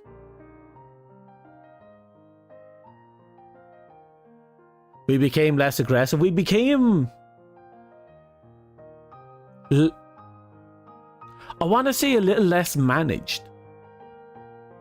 But yeah, I see what you mean. Less aggressive. It's odd, isn't it? And who would think to question the government of Super Earth? Because the government make the choices in Super Earth. It's managed democracy after all. What's going on?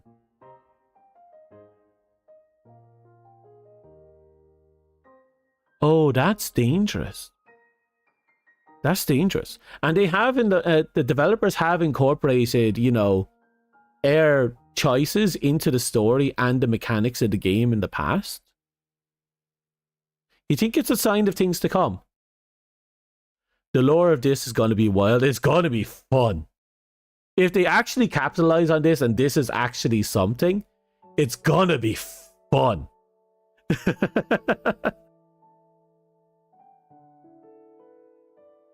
But yeah, no, fuck. Okay, yeah, no, that's my Helldiver conspiracy theory. So, look, we've already made a lot of conspiracy theories here today. I've already determined that our next opponent is going to be the Cyberstinians. They're going to have the superstar. We're going to open up enough portals that there's going to be a system-wide invasions from the Illuminates. There's going to be a blur in the battlefield. We're going to have units from different factions joining up with other factions. And we're probably going to have some weird internal war with Super Earth itself. Whether that results in us actually fighting other Helldivers, or if it results in us just gradually being converted into something less managed, I don't know. I can see the latter happening, but something is happening. I feel it. I feel it in my democratic nipples. Something is happening. Maybe the squids or the cyborgs influence the two. I can see that happening. I mean, if they give... That's actually a way of weakening them. Because think about it. Super Earth's greatest strength is that everyone believes vehemently that the super government is the only ones capable of making any type of informed or meaningful decisions whatsoever. We have no choice in anything in any significant manner, right? We don't vote ever. Our votes is determined by the government. That is our vote by an automated system. So why do we have the power to vote? Twice we have voted. That is the most anti-managed democratic thing we have done as Helldivers. Why trust us? I genuinely believe it's the so dissent. I believe they want Helldivers specifically, but other people to have a feel of what it means to make their own choices. At some point, they're going to say, why? They're going to ask, should I? And they're going to say, well, what if I don't want this? Can you imagine fleets of Helldivers that said no? That's scary. Can you imagine what would happen if fleets of Helldivers that said no more, and chose to fight back against Super Earth? That's horrific. Now, again, probably won't happen, but the idea is there, you know? We should not have the right to vote, but we do. Twice. Why? Why did we get that power? And why was it only after the death of the president during the Illuminate invasion? Almost immediately after the death of the president during the Illuminate invasion, we got the right to name a city. Why?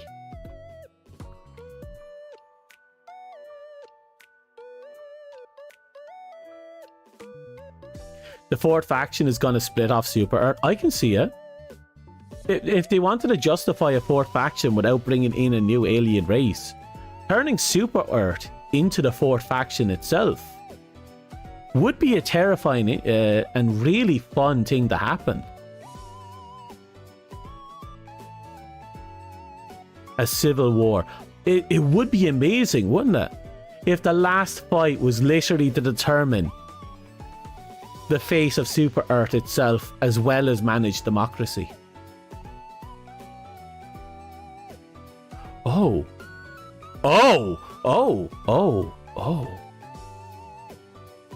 What if that results in a mission where we have two planets? One being the homeworld of the traitors, and one being Super Earth. And both of them are attack missions. And it results in whichever planet dies first is the loser.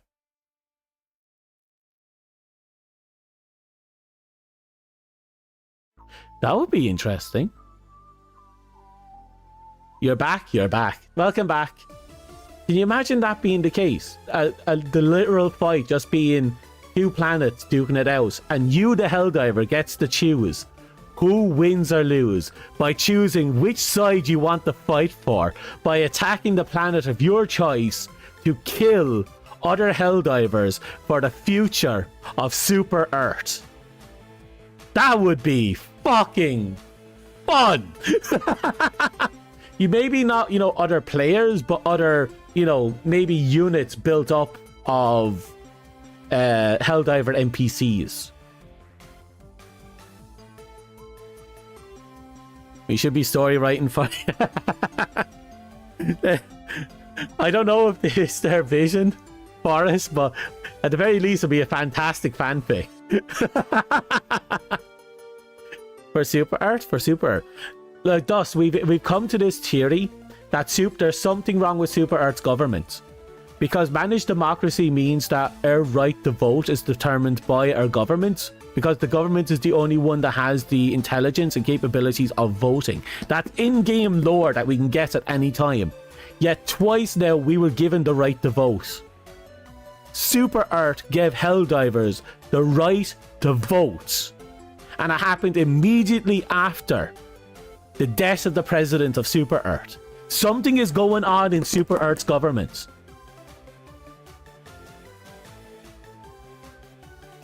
Because the idea is that maybe at some point the Super Earth is going to divide and civil war is going to break out. And it's going to result in the players, two planets, Super Earth and the Rebellion's homeworld. And it's going to have us fight each other, choosing which side we pick by attacking the planet of our choice. And that's just going to be like Helldivers fighting Helldivers. It won't be PvP, at least I don't think it will be, but it would be interesting to be fighting Helldiver NPCs. Maybe it's just a squid. It could be a squid.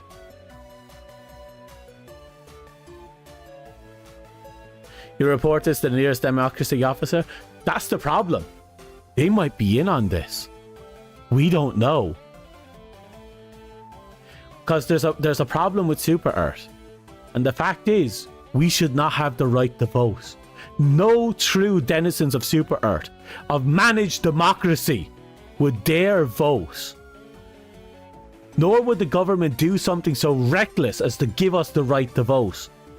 With her own thoughts. Yet they have. They have. Super Earth is being anti-managed democracy. That's a problem.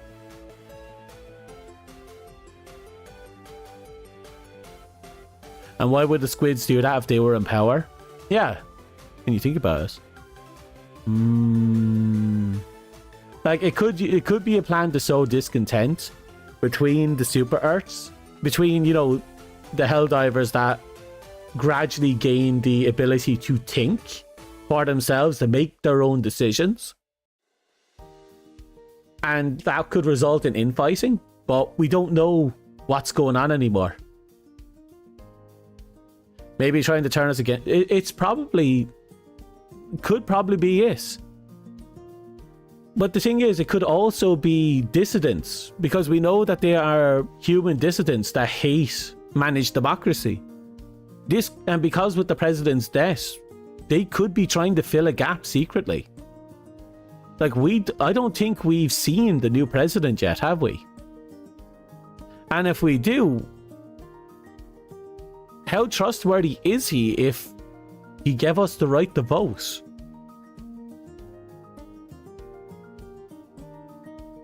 There's too many possibilities and too many holes.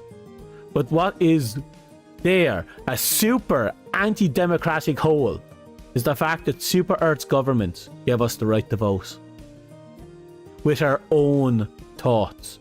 The thoughts of an uneducated, untrustworthy, non-government official.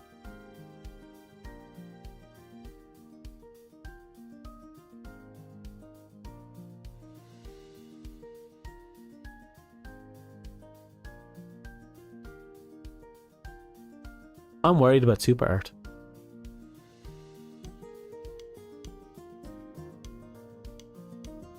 The future has the potential to be absolutely batshit and crazy. First, we're going to have to deal with the Cyberstinian invasion and the converted Helldivers. But we'll have to see how it pans out. It's probably the squids. I could see it being a thing. I mean, they could have left behind some humans, but I think it could go either way. I think it could be squids, but I also think it could be anti-managed democracy sympathizers. Because we've seen them pop up everywhere. Like, you know, the radio stations. They've been feeding propaganda to Earth for ages. You know, the ones we destroy. Have you ever actually read them? They talk about how Super Earth has been lying to us, about how they've been doing all these things in secret.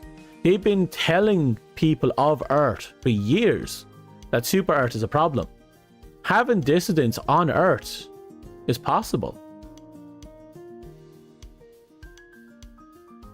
They can mind control. That is true. Which would be hilarious if there was an actual squid on Earth doing this.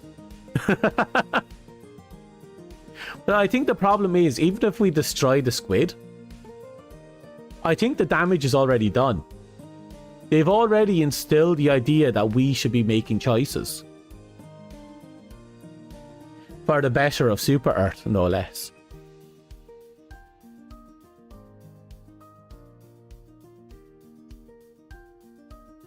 Yeah, it can go either way. And even if the squid is mind controlling, it doesn't mean that there isn't dissidents on the planet as well helping the squid. Ooh. Isn't that a thought? Anti-Super Earth humans helping out the Illuminates.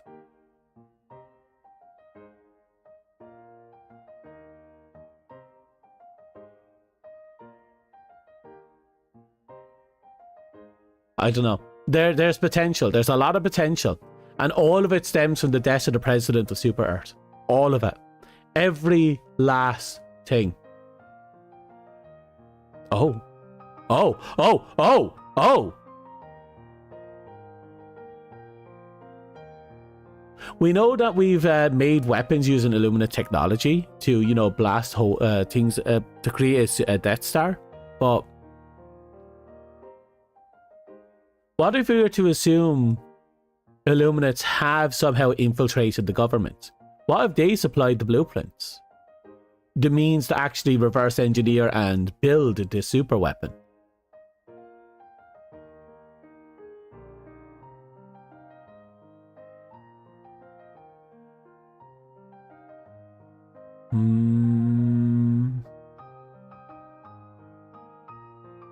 I don't know what to think. We have too many theories. We have way too many theories, and all of them result in some sort of tomfuckery. In order to punch as many black holes into the system as they can for their invasion. It fits the plan. It fits the original plan. Maybe they want us to punch holes. And they want the Helldivers to do it. Can you imagine that? We're deciding where the invasion points are by nuking certain planets. Oh. Oh. That would be fun. Give me a second. And they might have told the cyborgs about it, so they might have created the vulnerability because the cyborgs did get the super weapon. Yeah. There's possibilities there, isn't there? There's a lot of possibilities. Okay, I know we're kind of just mashing things together right now, but the fact that we've created a timeline for war, and we somehow create a conspiracy theory that fits the events of our predicted timeline is interesting. Very interesting.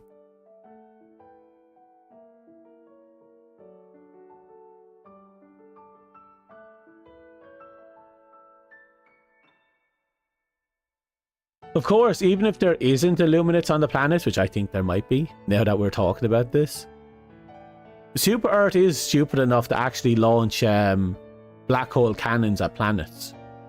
They are, let's be real.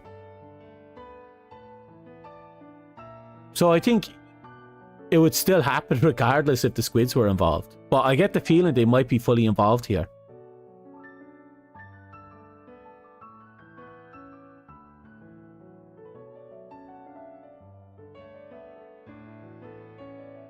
So how do the bigs fit? Oh, the bugs. The bugs might be one of those chaotic elements where I don't think we'll ever truly resolve things. We do know that they're an intelligent race, extremely intelligent. But we'll have to see. Like, would we be able to broker peace with them? At the very least, I can see what, you know, with the system-wide war and the blurring of lines, I can see factions being bred from it. You know, in desperation, Helldivers riding chargers into battle, Bile Titans with the robots, giant, you know, tower-mounted cannons on their back. I can see weird and eccentric things like that happening in the war. But I don't know if we'll have any true lasting peace.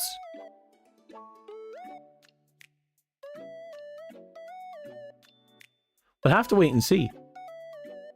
Because it comes down to whether or not the Super Earth government... Oh, can you imagine if we entered into an armistice with all the factions, right? After the failed invasion of the Illuminates. And it results... And again, after that, we have the battle between Super Earth and the Illuminates. Super Earth and the Rebellion. And after the fight is over, it will determine what type of... how we're fighting the other factions. Whether we're fighting rogue factions that have broken away from the aliens, or we're back to a full-on galactic war. That'd be interesting.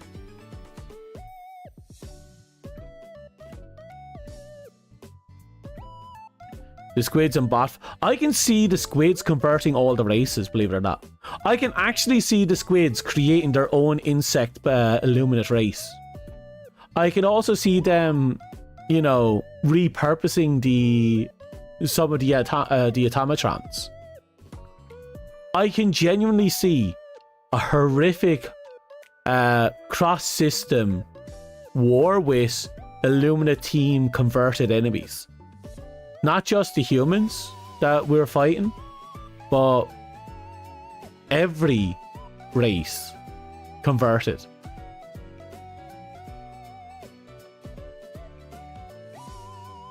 That would be scary in and of itself, right? Can you imagine an Illuminate converted anything coming at you? Can you imagine that you did the abomination but with insects? What would that even look like? Ew, can you imagine like 6 Bile Titans meshed together and you're just looking at this 16-legged thing with multiple heads stumbling across the battlefield, vomiting across from every which way? Like, that'd be horrific too, wouldn't it? And mind control and convert the bugs, highly influenced cyborg. Yeah.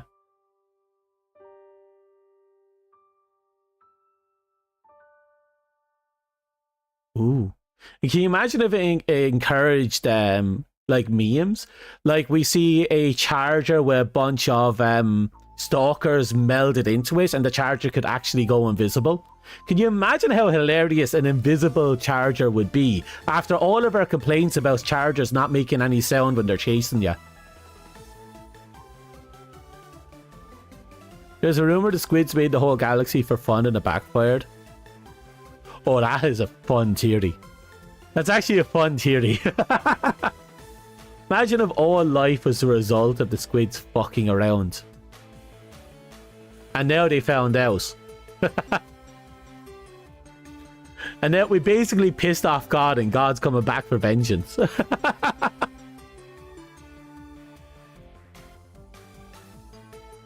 Oh, that's fun.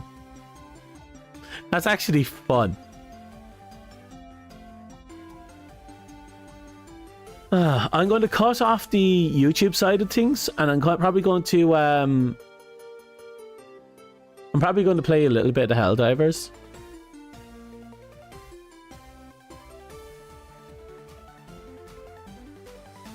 You think that would make them the real evil because they caused all this? I don't know. Because in a way, if all they did was create the foundation for things, it's like, do you blame the tree for the apple killing a child? No, you blame the apple. Sure, you might cut down the tree, but it's the apple's fault. Or more accurate, yeah, you know, like if the child choked on an apple, you don't blame the tree, you blame the apple. Kind of like how if the tree killed the child, you don't blame the tree seed, you blame the tree. Something to keep in mind. We could blame them, but I don't think they planned for everything to go to shit. Because remember, they're peaceful explorers, researchers, scientists. It was their creations that turned on them and the universe and enslaved or slaughtered everything. Heck, Super Earth is canonically committing genocide on multiple planets. We get the news feed talking about it.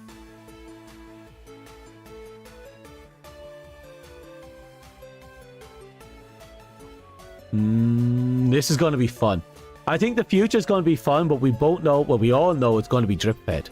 Definitely going to be drip fed. What I'm going to do now is I'm going to check to see who is on. And I'm going to set up a raid.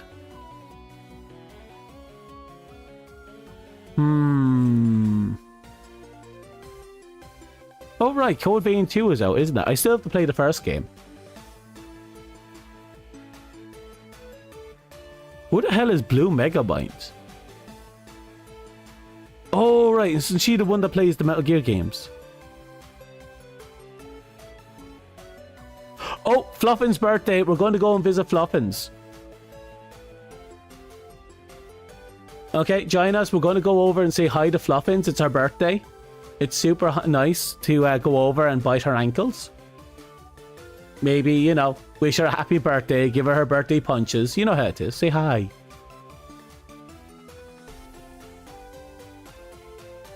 For a brief introduction, Fluffins is a cloaca sheep. It is exactly as it sounds. So, yeah, she's weird, but she's, you know, energetic and she's a little bit of fun. And that's how it should be.